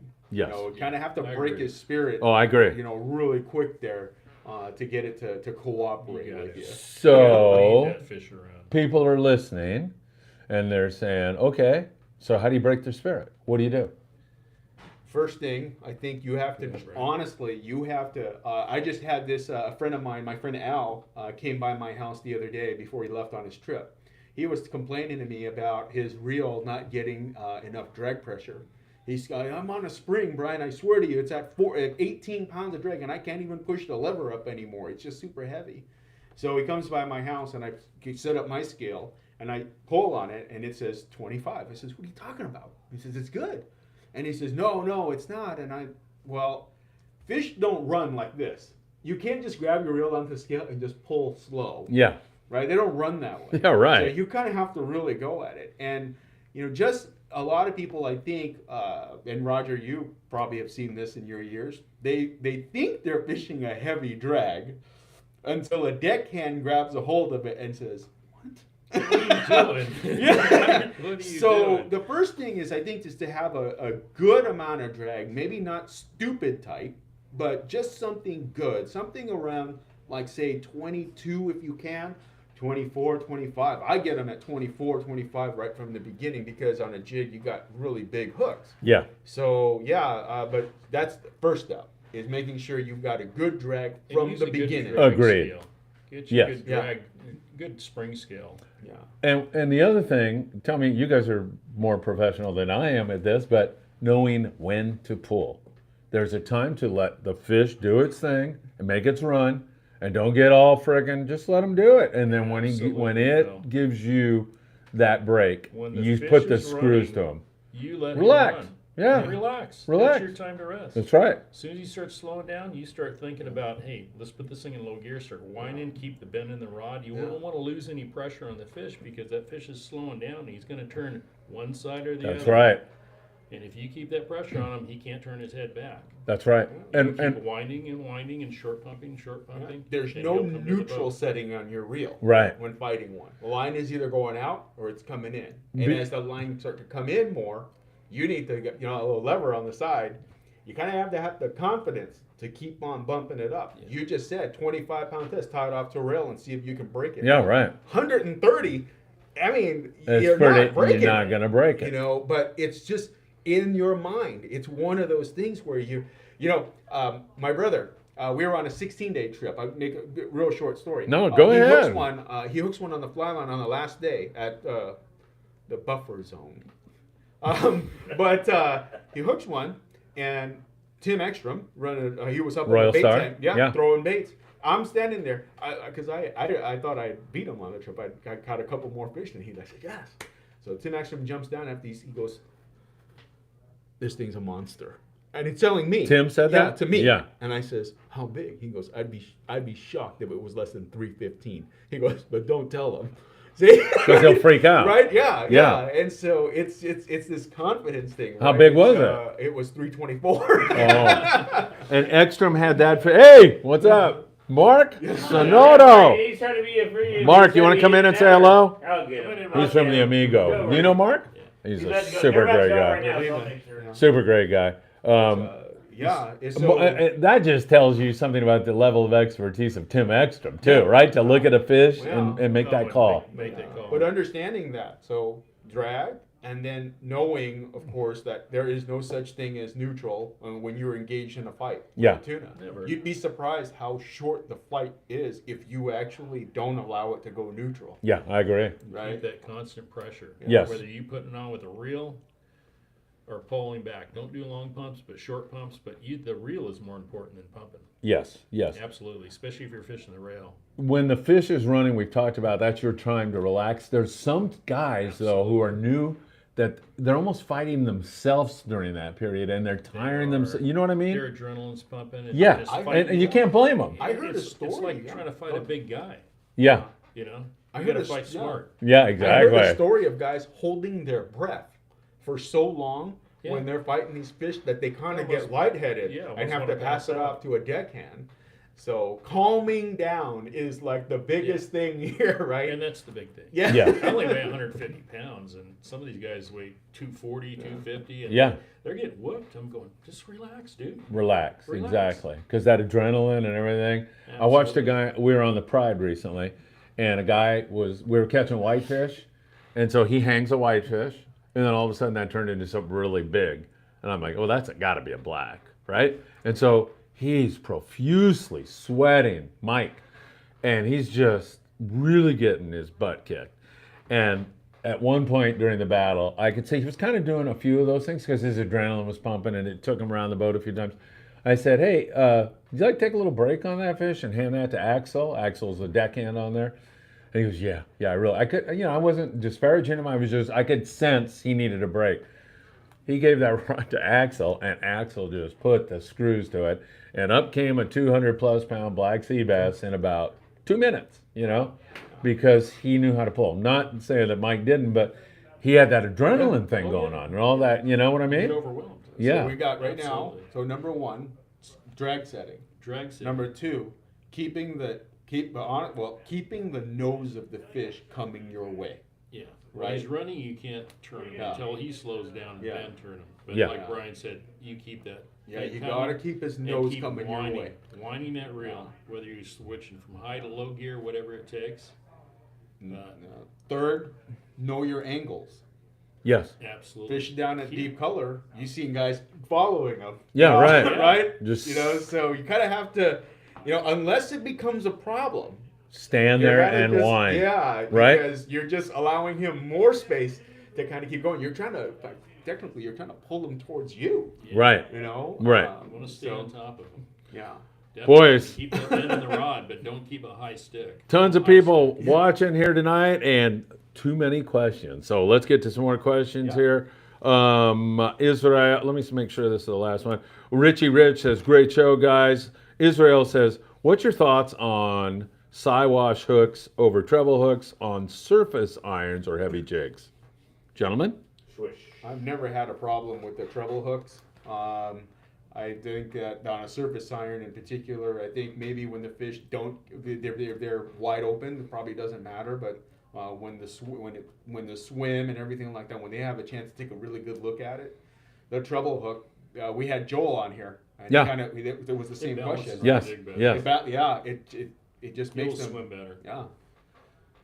All right, perfect. On- Go ahead. On occasion, for the Siwash, in a small instance, Yeah. maybe on tuna fishing, if you're just catching let's say we're catching 40 to 50 pound yellowfin, Maybe. you might want to try to switch at that point, but it's just right at that verge where the treble hook gap is a little bit small. You were just looking for a bigger gap, but otherwise the treble hook is superior. Abraham Esparza says, great show tonight, guys. He says, nice show, but I thought I'd make it a little better. Yeah, Great show there you tonight. Is anyone hoop netting? Are you guys into hoop netting? I've done a little bit of it. But it's been a while. Yeah. In Are you into it? I've been a couple times, but Do you consider, let me ask you this question. Do you consider hoop netting fishing Yes. in the sense, do you know what I mean? Yeah, I mean, you're still putting it's in the a sort work. of fishing. Yeah, it's a sort of fish. I've done a little bit of it in my life, but Yeah. I've listened to a lot of pros. Yeah. I've been out with some pros. And I've Steve. seen this. Steve Oropesa. Yeah. Steve's the pro. So yeah, I enjoy it actually. It's a lot of fun. But And the payoff is awesome. yeah, it's awesome. But at the end of the night, if you haven't done it in a while, your You're arms are going to pooped. be a little sore. I know. It's a good workout. All right, back to that jigging question. Remember, Yeah. there's some clarification on it. Speed jigging or the knife jigging scene that's going on. Yeah. Yeah. I'm all over it. You are? I've sold all my rail rods for this bluefin fishing. I am fishing nothing but the speed jigging setups. What is that you have I there? kind of have this in my right here. This is one of the giveaways. So We're I'm giving hoping- that away tonight? Yes. All right. I'm hoping You don't Phil- get it, yeah. Jason. Damn it. Damn. This is a jig that's made I by can buy it, though. by Captain Sal Rocha up in Morro Bay, and you can find him on Facebook, Sal J Rocha Rocha, or on Instagram. I think he's Captain Brown 805. Right now, aside from the torpedo sinker, there are two just absolutely insanely jigs that are working really good. Number one would be, or I shouldn't say that, 1A and 1B. Sal calls this the mariachi jig, but this is a 300. Why the mariachi, I wonder? Because I think, what is that? They dance like Shakira when you're working them properly Oh, all right. with the jigging rods. Okay. But this is Sal's jig that he makes himself. I know that he uses It's a beautiful jig. Powder coated, and there's an automotive paint and a clear coat. But this is his 350 gram mariachi jig. I tied these assist hooks for them. And then the other jig would be James Kikawa, West Coast Jiggers. Yes. He's got a jig, they call it the HD jig. It's a 350 gram jig as well. The HD stands for hot dog because it looks like a hot dog. It does? Yeah, but that one's really good. I want mine with mustard. Right, but this is a jig that Sal Rocha is Jalapenos. making, and it's he gave me this jig to give to you guys. But it's on my trip 2 weeks ago. Two guys that landed the cows at night in the dark were on these 350 gram mariachi jigs. So I'm putting one of the hottest jigs into the hands of one of your listeners. Okay, we'll ask a question. Normally we have Anthony Amalfitano here to Yeah. ask a question. I'll come up with a question. There you go. Here in there just you a go. little But bit. yeah, as far as speed jigging is concerned, yes, I'm all over it. I find it to be a lot of fun. I find it to be very effective, and the tackle is really light. And there are times with that bluefin, there's days, well, it doesn't matter. Well, they'll eat anything. They'll eat a torpedo sinker. But the times that they don't, especially in the daytime, you'll find that the speed jigging, gives you about a 10 to 15% increase in your ability to get there big you if you're you're go. doing it right, of course. Yes. So Absolutely. You agree with that? I agree with totally. I'm all over it. I was working with Shimano at that time when we introduced butterfly to the U.S. and that's speed jigging. Now, because we have this glory, I love calling them glory fish, right? They are, because we right? have this glory fish that's willing to bite it. That's where now it's really starting to pick up. And James and the boys at West Coast Jiggers kind of have to give them props here because they're getting this whole. James thing was going. on this He show. was He's a on this super show. great guy. Uh-huh. Yeah. And just So- the outfits are just so much lighter. You can handle them all day without getting fatigued. Yeah. You So, run around the yeah. rail rod. So yeah, that pretty answers the big question. muscles. Yeah. I personally am all over it, and the two guys that landed those big cows on our trip were on the speed jigging outfits, and I absolutely love it. I think it's just effective. I think there's a learning curve to it though. You got to know how to fight fish on those things, big fish. Yeah. I'm doing a workshop now for the fishing clubs that I call it the do's and don'ts of fighting big fish. I love it. And the rail is your friend, right? We all hear that. Yeah. And I've still watched people on the rail like really punishing themselves. Yeah, right. I mean, it's a lot of strain. Well, I mean, it's a heavy load, and if you've got the wrong angles, you're putting a lot more pressure on you than you are that fish. Yeah, absolutely. So on the jigging rods, it's a different fight altogether because the rods, if you put it on the rail, there's a good chance those things are breaking because they're bending all the way into the foregrip sometimes. And so they're really parabolic rods. And so under that stress, can you imagine a sharp angle hits it like that of the outside rail of the Oh, boat? yeah, exactly. See, so your Yeah. $600 jigging rod can turn into a Snap. two-piece real quick. Yeah. Not to say that they're not durable because they are, but their advantage is they have pure raw deadlifting power. Yes. I've seen them deadlift like a PE 6 to 10 deadlift 60 pounds off the ground. So you take advantage of their advantages and you kind of try not to get into the part where they're not at their strongest, but Angle means everything, right, Brian? everything on the Everything. speed jigging. You hook a big. The difference between those two fish that I told you about on my trip. Right. One gentleman knew how to fight them on the speed jigging Yeah. rod, and the other one did not yet anyway. So there is something to it, and I was hoping to do a video on it. Well, let's do it. Yeah. And plus, But, well, October 23rd, Sunday morning, you you'll do be that. here. Maybe we Yeah. can shoot a video, but people can come here and talk to you further There you about go. this and so much more, yeah, right? yeah, Yeah. But hope that answers your question. Yeah, absolutely. All right, let's keep rolling here. My God, we have way too many questions. No, I don't mean that way. I mean, I'm happy and tons of people watching. You're a big hit, Roger. You're gonna have to That's come back right. every week. Look at that. I think that's the reason There right it there. is. That's- My God, that gets your heart beating, doesn't it? Makes you want to throw up, right? All right. It's like something I've seen on the show. Robert Ganji. Hey, Phil. About assist hooks. How many hooks do you guys prefer? Attach at top of the jig, bottom, or both? Gentlemen. I'm gonna say both. Said gentleman, you must be not be talking to me. 3 hooks. That's it. So depending on the jig, if it's a skinny jig, one on the top, one on the bottom. But if it's a fat jig, you probably want to put 2 at the top and 1 at the bottom.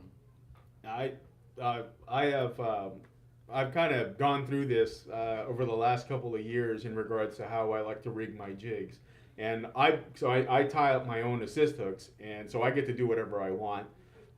For me personally, or not personally, but what I have always been taught was, number one, as far as the assist hooks, it's more important to understand the size of the hook and the length of the assist hook before you start to worry about like how many hooks you have on there. Right now, because you go onto a boat, and I know like the boats like the new Nguyen, they're recommending at night only to have the bottom hooks, twin bottom hooks. Oh, really? The issue that you have is that there is the risk of missing a fish if he gets it in a weird angle. See, we have no idea how these fish are reacting to the jig. Right. All we know is how they will proceed to eat it because we've watched videos on YouTube of the back east of chumming 500 pounders. Yeah. They're not exactly the fastest fish in the ocean, Right. but when they make that commitment to eat, that one swoop of their tail, you can see how quick it goes. Yeah, right. So when they come in like that, we don't have any idea how they're swallowing it, and then when they do swallow it, we want to be able to hook them. So length and hook size. But to answer that question, for me personally, it depends on the length. If I have a really a long jig, something the KB jig, the West Coast jiggers, those guys make that 400 gram jig. Yeah. I'm going top and bottom, and I personally I will have 2. I know it sounds funny. I will have 2 of the exact same jig rigged differently. The nights that they're not full speed biting, riding really good. Yeah. I will fish 1 single hook on top and 1 on the bottom. Why? I'm not really. What's the logic? Yeah, but when they're biting good, then I'll use twin hook on the bottom and a single on top. And the is it a logic gut intuition, or is there some? Yeah, because for years, people believe that this nighttime bluefin fishing is luck. You know what? Luck does have a bit of an element to fishing for sure, but you can't tell me that the guys that are out there and get them every single time are that lucky. I know. There's Those guys know what they're doing. there's a gentleman that fishes on the Thunderbird or other boats too, but his name is Jeff Price. Oh my God. He's got to be arguably one of the top bluefin fishermen. Absolutely. On our boat. Absolutely. You can't tell me he's lucky. No. Right? No. So there's He's not. something He's to a it. good fisherman. And Either were the deadheads who Yeah. used to walk on the Redondo Special when I was a kid and win the jackpot for the crew. You could count on them all the time. And it wasn't because they were lucky. Yeah. They knew what they were Yeah. doing. Absolutely. People say that there's no luck involved, and they call it no talent fishing. Yet but the reason why they say it is maybe because they haven't been bit. Yeah. They've never been bit. Right. So yeah, that is there. As far as the rigging is concerned, yeah, I don't know. I have found that to always work for me, and when I kind of changed that up, I went away from the rig jig. I went away from the 8 swivels and a bunch of hooks on there. Not to say that it doesn't work, but it just, when I was fishing that style with like 5, 6 hooks on a jig, I wasn't getting bit. Yeah. So I switched to this, and I still believe, if you gave me the choice between power fishing and finesse fishing, I will always pick finesse fishing because it gets bit. You can turn finesse into power, but you can't turn power into finesse. Yeah. Right? So that's just my theory. Beautiful stuff, man. Go ahead, Roger. I totally agree with what Brian's saying. I think finesse fishing is always a good way to go because, like he says, it gets slow. If you have something ungodly on there, they're not going to bite it. Yeah. But when fishing gets hot, maybe because it's ungodly, they see it faster and they're all over it. So, but on the other hand, if you just had only the finesse, you would probably catch more fish overall. Boys, That's what I agree. this is such a great seminar tonight. I mean, I'm learning a lot, and I know all the folks out there are. So, Jeff Yeoman's 540 Slingers Club says, you break the bluefin tuna spirit with a tight drag and pulling hard. And there's no arguing that, right? That's true. That's what my fishing dad told me. You know, he fished the RP for years on many long-range trips. And when I was a young teenager, he said, son, when that fish takes off, you put as much drag on that fish as you possibly can without breaking the line. Yes. And you hold on. And when that fish slows down, you hammer Put the it and screws put to the it. screws to them and just start short pumping them. Yep. Back then, they didn't have 2 speeds. Right. You had the short pump. There was no such thing Yeah, as right. throwing low gear and keep whining. Yeah, right. You had the short pump just to get a half a crank. Yeah. And that's what you had to do, is really almost beat that fish for the first 30% of the fight to break his spirit. AK the sack, I broke 100-pounder off on 40-pound, bumping up my drag at color. I'm gun shy now about touching my drag in the middle of a fight. You can certainly understand that, right? Yeah. I think if the fish is that deep color already, the fish is not really going to go for any long runs by slowly cranking the drag down. You got to lift that fish's head in the circle, because otherwise he's not coming up. He's just going to keep spinning around. So a little bit more drag will pull that head up a little bit, and he'll start corkscrewing right to the boat. I think that bite-offs and chew-offs, I think that there's a lot more, break-offs and chew-offs. I think there's a lot more to it that goes on.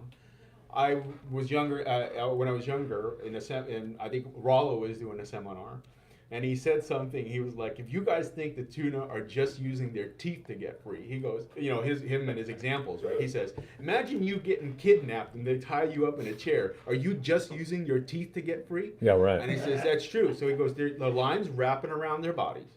It's all kinds of stuff going on. It's on their gills. Yeah, it's in their gills. Everywhere. You just don't know. Yeah. So as far as being gun shy, hey, I totally get it. But just know that there's a lot of other things that could have occurred. Getting into, how do you know if your line, maybe you got into a tangle earlier, or maybe somebody wound you in. You know, that barb, it just has to catch it a little bit, and now when you're battling a 100-pounder on 40-pound, and it's a long battle, Just be slow and smooth with the increase. Exactly. And be consistent. Don't let slacken the line. Don't change to a ton of drag all of a sudden. Don't pull or jerk. Just be consistent. I just do it enough to where the line's not slipping off my spool. And I stop. That's the key right there. That's it? That's it. When that line doesn't come off the spool, at that point, you don't need to be any tighter. So he follows up with the follow-up question. Ready. And I find this super interesting. He said, any advice on how to get over that? Because it's a head game for him now. He's afraid to button down and pull really hard. What's the advice? Little bits at a time, until that spool just starts to slow down, and then that's the point you want to be at. Here's another good thing too. A lot of guys forget about. When you're holding the front forend, you can pinch that line with your thumb, or you can pinch the sides of the spool with your thumb, and that's still slick enough to where if that fish wants to run, he can still run. Yeah. But you can lift that way. You can get that head turned. You can get them coming at you. I mean, you've heard guys for years say, don't put your thumb on the drag. Yeah, don't right? put it on the line. Right. But put it on the sides of the spool, Uh-huh. or put it on the line on the rod. Getting out over in that front of the too. reel. Experience. Exactly. Go more, because you start to figure it out. When you got a tuna at deep color, usually yellowfin, but a bluefin will do it. They give you that. They'll tell you they're going to give you this like about a 3-second notice. I'm making one more attempt to get free. Yeah. And they take that one last final heave-ho run of theirs. Well, they do give you a little bit of notice. They start to shake. That's when you kind of know, okay, I might just have to back off just a little bit. Yeah. Right? Just See, a little but bit. it's experience that's going to bring that confidence level back up. So don't stop. Yeah. But, pay attention. Watch the morning briefings. Thank if you. Bill tells There you you go. fish 60-pound test or nothing less, then don't fish. Roger now is endorsing the morning briefings. Man, I have arrived. Thanks for the crab Louis dinner, by the way. Yeah, thank you. Yeah, I started to wonder about you as a guest. You're looking at my shrimp and you're saying, is that crab Louis? I'm like, wait, is he an expert on fishing and seafood? Too much. Hey, how long have we been doing this podcast? I want to ask you, how long do you think we're into this so far? If you had to take a guess. Couple of years? No, tonight. Oh, tonight. Oh, Yeah. tonight. That feels that long to you? Oh, A couple of yeah, couple years. I need to shave. I just want to know what you think. How long have we been An going? hour and 10 minutes. Pretty close, hour and a half. All right. You know, but it's for me, it feels like 10 minutes because you Yeah, guys are yeah. such great guests. All right, Matt Pastel is a great guy. He was on our Pride trip, and he said that the guy that I talked about with the Black Sea bass just got worked, and Yeah. he really did. Scott Buchert, he's working on the Mission Belt tomorrow and fishing the Grande on Thursday. Scott's a great kid. I don't know if you know him, but he'll pop up there. You know him, right? Yeah, great kid. And so he's doing some good work down there. The Thunderbird Deckhand makes jigs. Did you know that? Scott. No. I didn't either. All right, thank you, Scott. man. If you Tony don't- Gonzalez, what rod reel setup for speed jigging would you two experts, phenomenal experts and pros? I'm gonna lay He didn't down actually say Brian. that, but yes, go ahead. For the bluefin at night, Yeah. I think probably the go-to outfit it would be the Daiwa Saltiga 55 LD is an awesome reel, and you want to fill that with 80 pound. You can use either that Iser line, you know how it changes color every Yeah, 100 that's feet. great, right? Step 6. Odyssey braid. They're another company, kind of up and coming. They do make too. a braid that's multicolored as well, but it's got some kind of a UV thing to it in one of the colors. And Oh, you yeah? can kind of see it, but so of that Saltiga 55 filled with 80 pound solid Spectra. Solid gets a better sink rate than the hollow does. And you can either learn one of the knots to connect your top shot or use a wind on. But the rod would be either like a Phoenix 609, the Megalodon 609, and that's I'll a agree with 6 that. foot PE 6 to 10. That'll fish like a 250 to 400 gram jig, and that'll handle the amount of drag that you need to put these fish on the boat. Another one that I've been using as far as a rod is concerned has been that something that people don't consider to be a speed jigging rod, but Yeah. it's the Seeker Hercules. The model is a 60XH. It's a 6 foot PE 5 to 10 is what they rate it at. Yeah.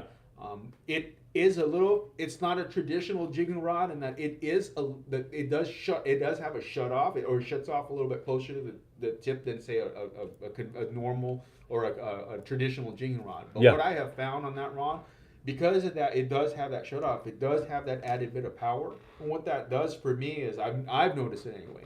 At the end of the end game, you can control them a little bit more with that rod than you can with a traditional. I'm not saying it's a huge difference. We're like, this thing I just lifted the 200 pounder over the rail. No, but it's just that the little bit of added Little bit kind of of lifting power. a little bit of that added lifting power because we're not jigging in Japan. I don't think they jig for a 200 pound bluefin. I'm not really sure, but I think they do that for other species. Yeah, I'm hooked up with some guys in Japan, and I don't see Yeah. that. I see like smaller fish all Yeah, the so time. we Yeah. kind of have to base that, when we're selecting our rods, that PE rating doesn't mean that it's going to kill a fish any faster than, you go start looking for something heavier. It just simply tells you, one, that it is the size of the jig that it'll fish, that it'll make dance, and that's important, and two, the amount of drag that it'll handle. Yeah. I like 6 footers, so that's why that Phoenix 609, Yeah. 6 footer. Yeah. Right, that Seeker 6 footer, Black Hole that 450G built full length 5'8", perfect.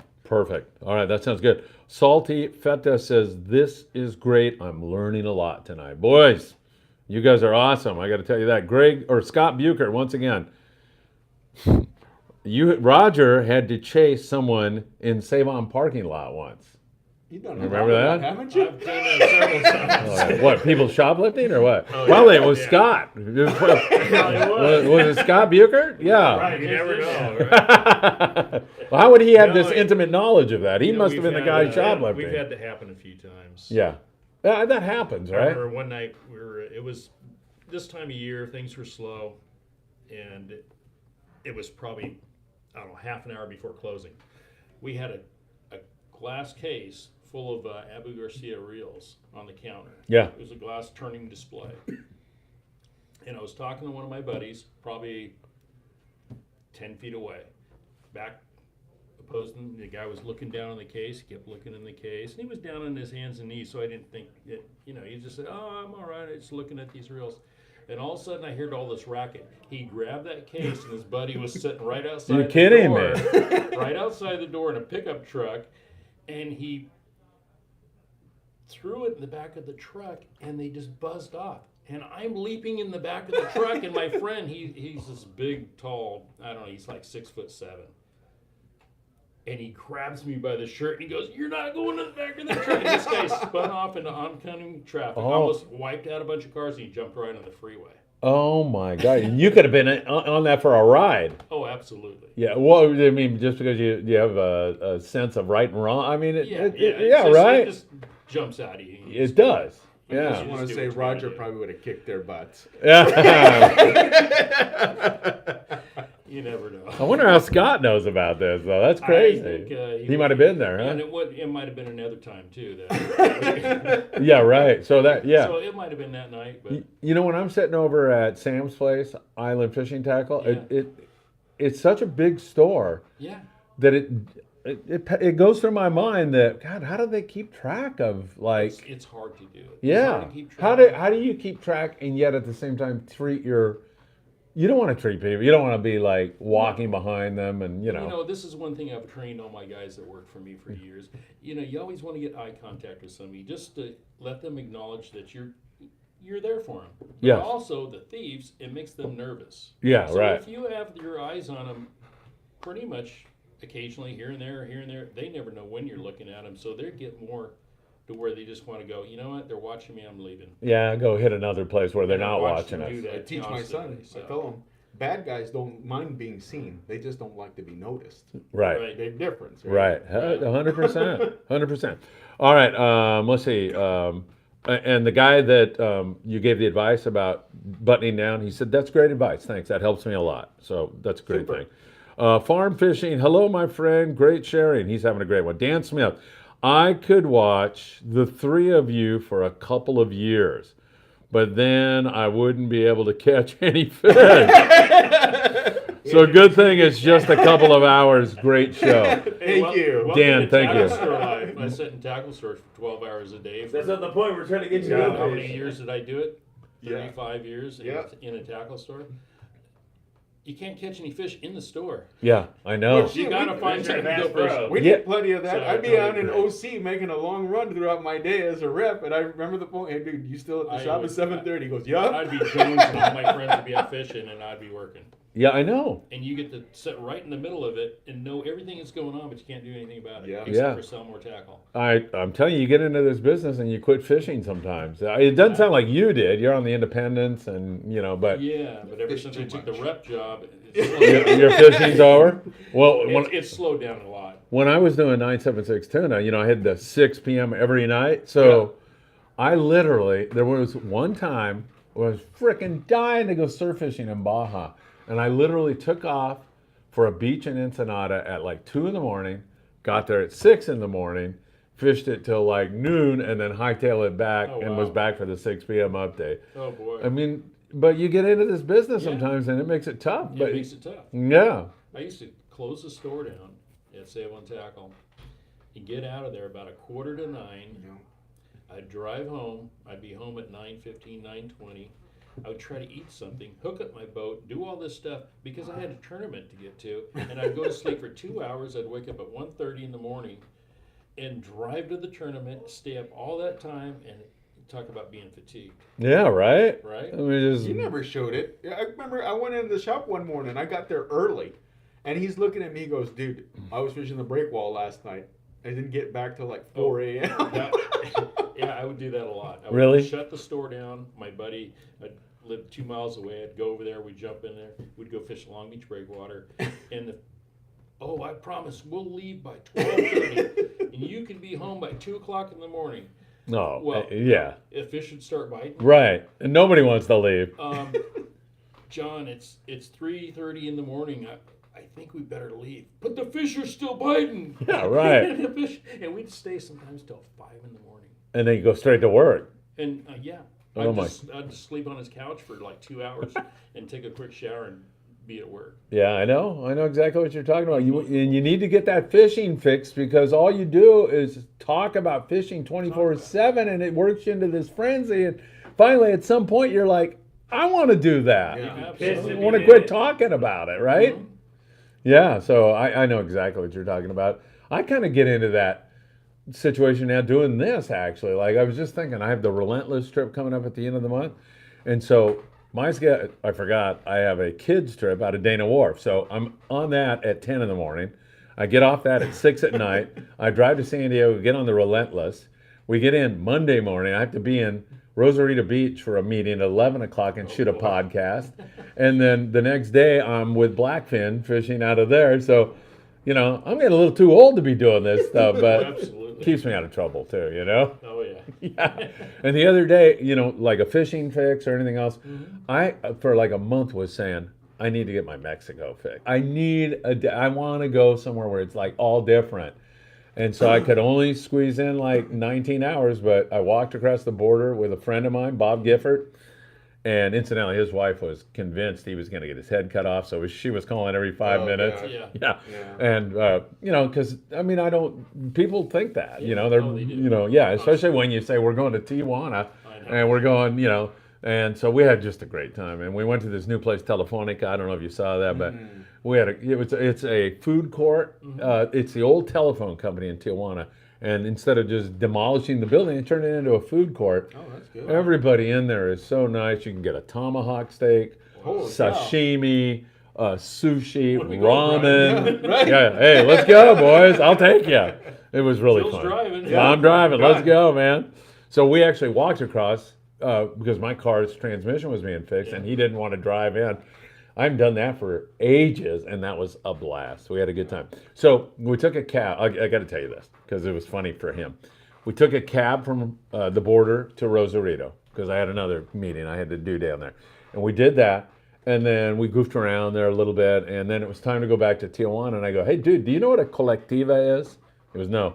And I go, colectiva, see that van like right there driving by where there's 15 people jammed in it? That's a collective, everybody jumps in there, and some people will jump out from time to time, but it's way cheaper, and it's a pretty cool experience. That's the only way I used to travel when I was living in Acapulco because I couldn't afford to, we were kids down there. So he's like, well, I'll try it. So there's a guy in the corner, and I go, hey, is that Colectiva going to Tijuana? And he goes, yeah, that one's going. I go, hey, we wave him down. So we just jam in. There's 15 people in there. And we're going, and he's like, this is pretty cool, and, I'm talking to people on the bus and everything. And at one point he says to me, so what's this costing us? And I go, seriously? I go, it's costing you $1 and me $1. It cost us $2 Yeah. instead of 40. And it was a unique experience. So I had 200 pesos on me. So it was 25 pesos. So I handed it to the driver, and I said, this is for the two caballeros, the two gentlemen sitting up front, and the lady next to me. The rest is your tip. And they thought it would die and gone to heaven. I still feel like a cheap ass that I didn't pay for everybody in the entire van because next time I got to do that because I really feel like a dill whack. It would have been 20-something bucks to pay for everybody in there. Not like the Philippines when I had a whole same thing, and I said I'll pay for everybody. How much is it? It was $1.50. Oh boy. Yeah, we're like 15 people in there. So anyway, that's my Mexico story. All right, back here we go. Dan Smith. Scott Buchert. Scott is all over you guys tonight. He's the guy that saw you run and jump in that truck. How many hooks on a torpedo sinker? I think the guys are fishing with Treble I hook? saw two. Yeah. 2 or even 3. I saw 2 assist hooks on the top and a treble on the bottom. But I think that torpedo sinker rig, you got to be careful. There's a reason why they use a mono harness on there. Is because the torpedo sinkers themselves aren't poured with a through wire. Yeah. So if you get bit, Right. and it'll pull out. So Yes. you've got that mono harness on there, so that if it does pull out, you still got hook in the fish. So I'd rather lose a sinker than a 200-pounder. Yes, Some of absolutely. the boats aren't even wanting the top hooks on Yeah. these jigs. They're taking them off because the deckhands are getting stuck, and not only stuck, it's going right through their hands. Oh, geez. Because there's a big wide Dangerous, gap huh? hooks, yeah. Yeah. Especially on the sinker, it's so short they Yeah. have no control over it. Folks, get your questions in here for these gentlemen because we're getting toward the 9 o'clock hour, and I kind of made a promise to Tony and Janelle that we'd be out of here at 9 so they could go home when the Amigo leaves. I promised them that we could do that, but who knows? We'll see how that goes. We don't like to leave any questions on the table. Andres Arredondo, what's going on, everybody? Just got back on the Grande full day trip. 1 bluefin and 2 yellowfin tuna. Great fishing with the slow pitch. So Andres was doing that. Andres, thanks for the update. That sounds good, man. Yeah. That fishing down there is so freaking good. When you consider you leave in the morning and you're back that night, that was like if you had 100 barracuda when I was a kid, that was a huge day. Now, they catch 100 yellowfin tuna on some of these. I know the Grande had a big day today. Amazing. It is amazing. Yeah, it really is. All right. Jeff, 540 slingers. Hope, Roger, and Brian get out after these yellowtail that were biting near the heavy structure at San Clemente Island. Really fun fishing. So you guys, I don't know if you know what's going on? They're fishing that short water, those big yellows, and they're getting frickin' worked. Yeah, because that fun fish. fishing. That's challenging. When I hook one and hand it to you to do the work for me. I was just talking to, you know who Ben Babbitt is? Yeah. The Daiwa rep, right? Yeah. I was just talking to him. That's what he was doing last weekend. He goes, I'm going back this weekend. You want to come with me? And I go, sorry, but I'm going to be in Utah. Oh my God. But yeah, that's exactly what he's been doing. Those big yellows, man, Shallow. you kind of got to get them to eat the heavy, and then you got to put the screws to them fast, right? Yeah, before they go down there. Get in that structure. Headbutt you right into a rock full of barnacles. Did you know a guy named Nick Curcione? Oh yeah. You did? Not super personal, but I occasionally see him in the store. He's a great guy, right? Funnier than hell, right? Yeah. He was my college professor. Wow. My sociology professor at Loyola. Unbelievable. And then, the minute he said, he made some reference in a sociology lecture to yellowfin tuna or something, I'm like, oh man, and I watched, hey, do you like to fish? He goes, sure, I've written all these books. And all these books? yeah, I saw him about a month ago. Really? Yeah, he looked great. He was having a little trouble walking. So he was using a walker. So I was, of course, really messing with him. I probably haven't seen that guy for like 25 years. He and you know what? That sense of humor and that that's all wit, it hasn't left him, man. He's still the same guy. He's funnier than hell. Nick's a great guy. Yeah, Glad so to see him around. yeah, me too. And I'd love to get him out fishing. Yeah, just to listen to the stories. God almighty. Do you remember some of that stuff or not? Vaguely. God almighty. It's been a lot of years. He fished with Rollo and Frank and just everybody, man. He was the long range guru at one point in time, and a big fly fishing guy. Father. They fished together. Really? Yeah. Oh wow. Because they fished on the RP exclusively, pretty much. I mean, and before the RP, of course, the Searcher and a few other boats with Frank. That's where I was. I actually was a pinhead / deckhand on the Searcher when Frank was running it. Right. Norm and Leroy were on deck. Norm Right. Kagawa, and there was Dean Adams was on there. You know him. His name was Bob. He went by Bob Long, but his name was Bob Shirk. He's a big white guy. Probably. You know how that is when you're a kid. Yeah, he fished the boat every single. I mean, if it was a daily trip, it was every week. Yeah. And then he always fished 8 days, 10 days, 15 days. And a guy named Yo used to fish the Searcher all the time. Yep. And Absolutely. I learned so much from him. I just watched that guy with his leg over the rail catching these bluefin all the time, and I just wanted to just absorb all his knowledge. Every bit of it. Yeah, and figure out what is it that. Here we go back to: is he lucky? Mm-hmm. Hell no, he's not lucky, right? He knows what he's doing. Yeah, and he was an extraordinarily great fisherman, man. The method to his madness. Right? Yeah, and one time I've told this story before, but I went up to him and said, "Hey, Yo, how are you going to prepare? How do you cook the bluefin? What's the best way to eat it?" And he looked at me and said, "No fire. No fire. We'll come to this bluefin tuna."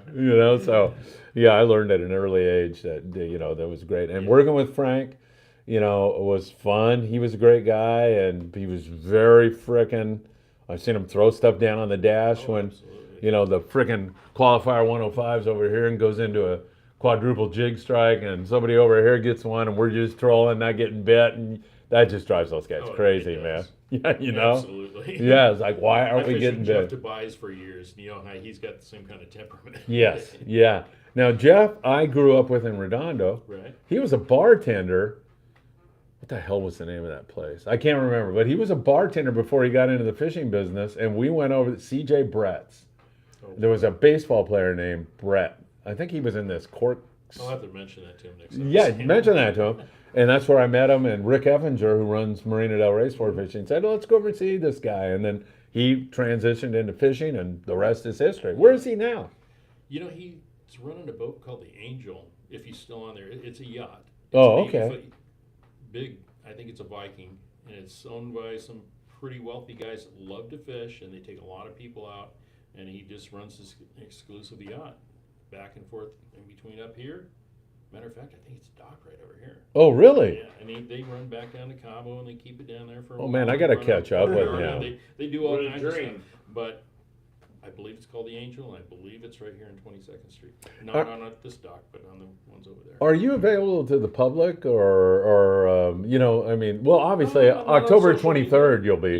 here. I'm already committing you to, Well, you haven't even hey, looked at your if calendar. I'm in California, I'll be here. I'll put it that way. October 23rd, in case you're joining us late, we'll be celebrating be at 1 the million views. Well, with you Absolutely. two guys on Yeah, here, I'll have we'll to probably fly hit in. 1 million tomorrow. Flying. Yeah, At the same- it's we can worth put it on it. the table, buddy. You know, there might be a very good chance I'll be here that weekend. You're gonna The get following a- weekend. I have to be back. Think about it. You're going to get a cup of coffee and a chocolate donut. It's definitely worth it. Yeah, I'm bribing you now. Pretty crappy attempt at bribing you, right? Absolutely. Is that on the keto diet? No. Are you on the keto diet? Yeah, I've been 150 pounds for 2 years now. Oh, yeah, I'm on it too. Yeah. I love it. It's great. I'd rather, like, I can go to that frickin' Telefonica and chew on a frickin' piece of prime rib Yeah. and not, you know, I'd rather chew on a piece of Yeah. tomahawk steak than Yeah. Right. eat a bowl of rice. Yeah. Me, too. right? Right. Wussies. Yeah, so Exactly. I tell you, that does it for me. Yeah. All right, let's see. AKA I had a buddy fishing the Nomad streaker jig, and he outfished me. I was, what the heck? He tied at the bottom. Any thoughts? Same color, same weight. I might have screwed that up. Did you understand that at all? I want to try that again. Or? Yeah. It sounds like he was almost fishing the same thing, but he didn't understand why he didn't catch a fish. I had a buddy fishing the Nomad streaker jig as me, same as me, I guess. He outfished me. I was, what the heck? He tied his at the bottom. Any thoughts? Oh, he turned the jig. Same upside. color, same weight. It could have thrown a different action, or maybe he was just fishing with a little bit different action, or maybe he was just in the zone at the right time where the other guy wasn't. That's where that colored line comes in, the colored Spectra we were talking Maybe about. he had one guy had more thumb on the spool than the other guy did. Maybe, right? Yeah, maybe so. It could be that. Gentlemen, I think we're getting ready to, I hate to break it to you, but we're getting ready to wrap it up. Okay. Steve Bermuda says hi. If there's any more questions that come on here, we will leave no question on the board. But Roger, I mean, the little bit of time we spent with you, I think we've only barely scratched the surface of Barely. your knowledge. Barely scratched. Can Hey, we- I'm not even woken up yet. Are you going to come back sometime? Absolutely. Oh man, I've really enjoyed Absolutely. spending time with you. Oh, yeah. Invite me again, and we'll just make it happen. And the stories that Scott initiated about you jumping in the back of pickup trucks, speeding down the street, something I never envisioned that we'd be talking about Yeah, that tonight. brings back a lot of memories. Yeah, really. And Brian, you're just like a regular now, man. I mean, everybody loves you, I appreciate that. including me. Thank you. You're such a fountain of information, and Thank it's you. always great. All right, we have a few more. Steve Bermudez says hi. Doug Rubin from the El Sueño says hi from sunny San Diego. I just got here. Can you start over again? Oh, it'll be archived, Doug. But if you have a question for either one of these two guys, you got about 30 seconds to pop one in. Anybody else want to shoot a question in? We've been going for 2 hours, which is short for us, but it's been a great, great time. All right, gentlemen, I think that's it. Do you think we can trust Jason to push done when it's Heck time? no, we're gonna keep this going. I'm not gonna push it. Right? I don't know. Okay, Talk There's gonna be about two more the questions giveaways. right now. You kinda, Oh, Yeah. wait, we're gonna give away a lure. Yeah. Oh Yeah. yeah. Cool. Here we go. I got Yeah. 3 lures. 3 lures. All right, hold up Yeah. whatever it is we're gonna give away, and I'm gonna ask a question. Yeah, you. God, now I gotta think. No, wait, you asked. Do you have a question? I don't. I You don't, didn't do you, think of do you have one. a We're something missing- that we talked about We're tonight? missing Anthony. Yeah, exactly. I know. Something Where is that Anthony we. working tonight? Do you remember something we talked about tonight that we can ask a question about? hold Drag on. pressures? Yeah. How to set your drag? Yeah. You mean if Got a I? big reel. Let's talk bluefin reels. 80, 100 pound reel. Yeah. Well, let me see. Let me do a morning briefing question. So on Yeah, the there morning, you go. Let's do that. I can't. I don't even know what I said on the morning briefing half the Too time. early. Oh, here we go. Well, hold on. All right. We'll go back to this question in a second. Somebody to refresh. Oh, here's a bunch of guys now asking questions. boy. All right, here we go. I talked about a specific sport fishing venue, sport fishing place on the last couple of shows that is based in Ensenada, Baja California. What is the name of that? Come on. Here we go. Somebody put LOL. No, that's not it. All right. I talked about a specific place. The guy was on the show tonight, and Santa Ana River Lakes. No, that's not in Ensenada. Close. I talked about on the morning briefing a place. I ran photos of it out of Ensenada. I will actually accept two answers. Oh, we got one. Scott Buchert, Blackfin. All right, what did Scott win? What are we going to What give are we gonna Scott? give him? I don't know. Do you want to give him his choice? Yeah. Well, Scott, what do you want? Do you want that? bluefin knife jig, fully rigged, a Rapala popper, or This is the new mag stick. It's not even on the market No, yet. don't- All right, no, Scott, no, we're no, giving no, you the no, new no, mag goes in my stick. pocket. Don't give That, me we're giving Hey, Scott that Anthony, one. Anthony just texted me the next question. Perfect. Another one. Sweet jig. All right, perfect. Anthony gave me another question. What is it? He All right, said- hold on, folks. Next question. Next Jason's question. going to give it to me, and then I'm going to give it to you. It's- Scott just won this, right? Yes. Scott, this So I isn't even steal on it the from him. market. So I It's steal called- it from him. Do you mind if I? X-Wrap mag stick. Do you mind if I charge him $100 for that? Yes, because that way I can I get would one. charge too. Yeah. Oh, Okay. that way I can get Hey one. Scott, I'll give it to you Yeah. for $200. I've got it. All right. Next one. So next one is Scott wants the what- knife jig, so he gets a Okay, knife right. Yeah, jig. give him the oh, knife he jig. wants then. an Okay. That's okay. cool. Got it. Okay. What boat got limits of Dorado 8 days in a row? Oh, that's a great question. What boat got limits of Dorado 8 days in a row? And I want to say, Anthony, thank God. What boat got limits of Dorado 8 days in a row? And It was on the morning briefing. Robert Ganji, the Grande. Robert Ganji is paying attention. Robert, what do you want? What's the two choices? We got the mag stick. The right? mag stick, which is not on the market. or the Works like a X-Wrap surface iron. popper. I'll go Oh Robert. man, a Robert. whole bunch of people were right in there. They just missed it. Or the popper, and then we have one more to go. This is a great way to end this show. Let me tell you, I'm loving this. Tons of people are coming in with the right answer now. Good. Does Anthony have another one? Well, he just gave me that one so far. Oh, well, that was a good question. Now, Definitely. I do the dumb morning briefing, and I never can come up with a question. Anthony. What's the question? What boat do I own? Yeah, right. That would be All a right, good question. let's see. We need one more. What are we giving away now? Or we don't know what. So what did the last? He one wants on the that? Mad Stick. Okay, so he's got that. Okay, Yes. so All now right. we Hey, got- wait. Is anybody making Oh, it notes don't on matter, this? then I get the one So that we Scott's give got I that, know what Scott gets. and Robert Ganji gets Robert this. Ganji. Okay. Okay, and then Uno mas. we have one more question, which is, well, you're listening to the morning briefing, aren't you? Let me think. How come I can't think of anything? Let me think of this. That was a good one. Anthony always has great questions. Always, because he thinks of them beforehand. Let me think. Help me, will you? You don't even listen to the morning briefing. Come on. What? Okay, I mean, I don't know about morning briefing, but there was something that we went over on this show. Go ahead. What is it? We This went over something on this new show. X-Wrap Magnum Extreme. Yes. It's not yet available, or it's available on the black market right now anyway, getting it from overseas. But we've mentioned it, Roger mentioned it many times. How fast can you troll these? Beautiful question. There you go. How fast can you troll these lures? That is such a great question. I'm so terrible 70 at doing questions. 40 knots. Everybody else. And 15. It is Pando 56. There you go. Hey, Pando 56. Pando 56, you got to put your address up there. 15 knots.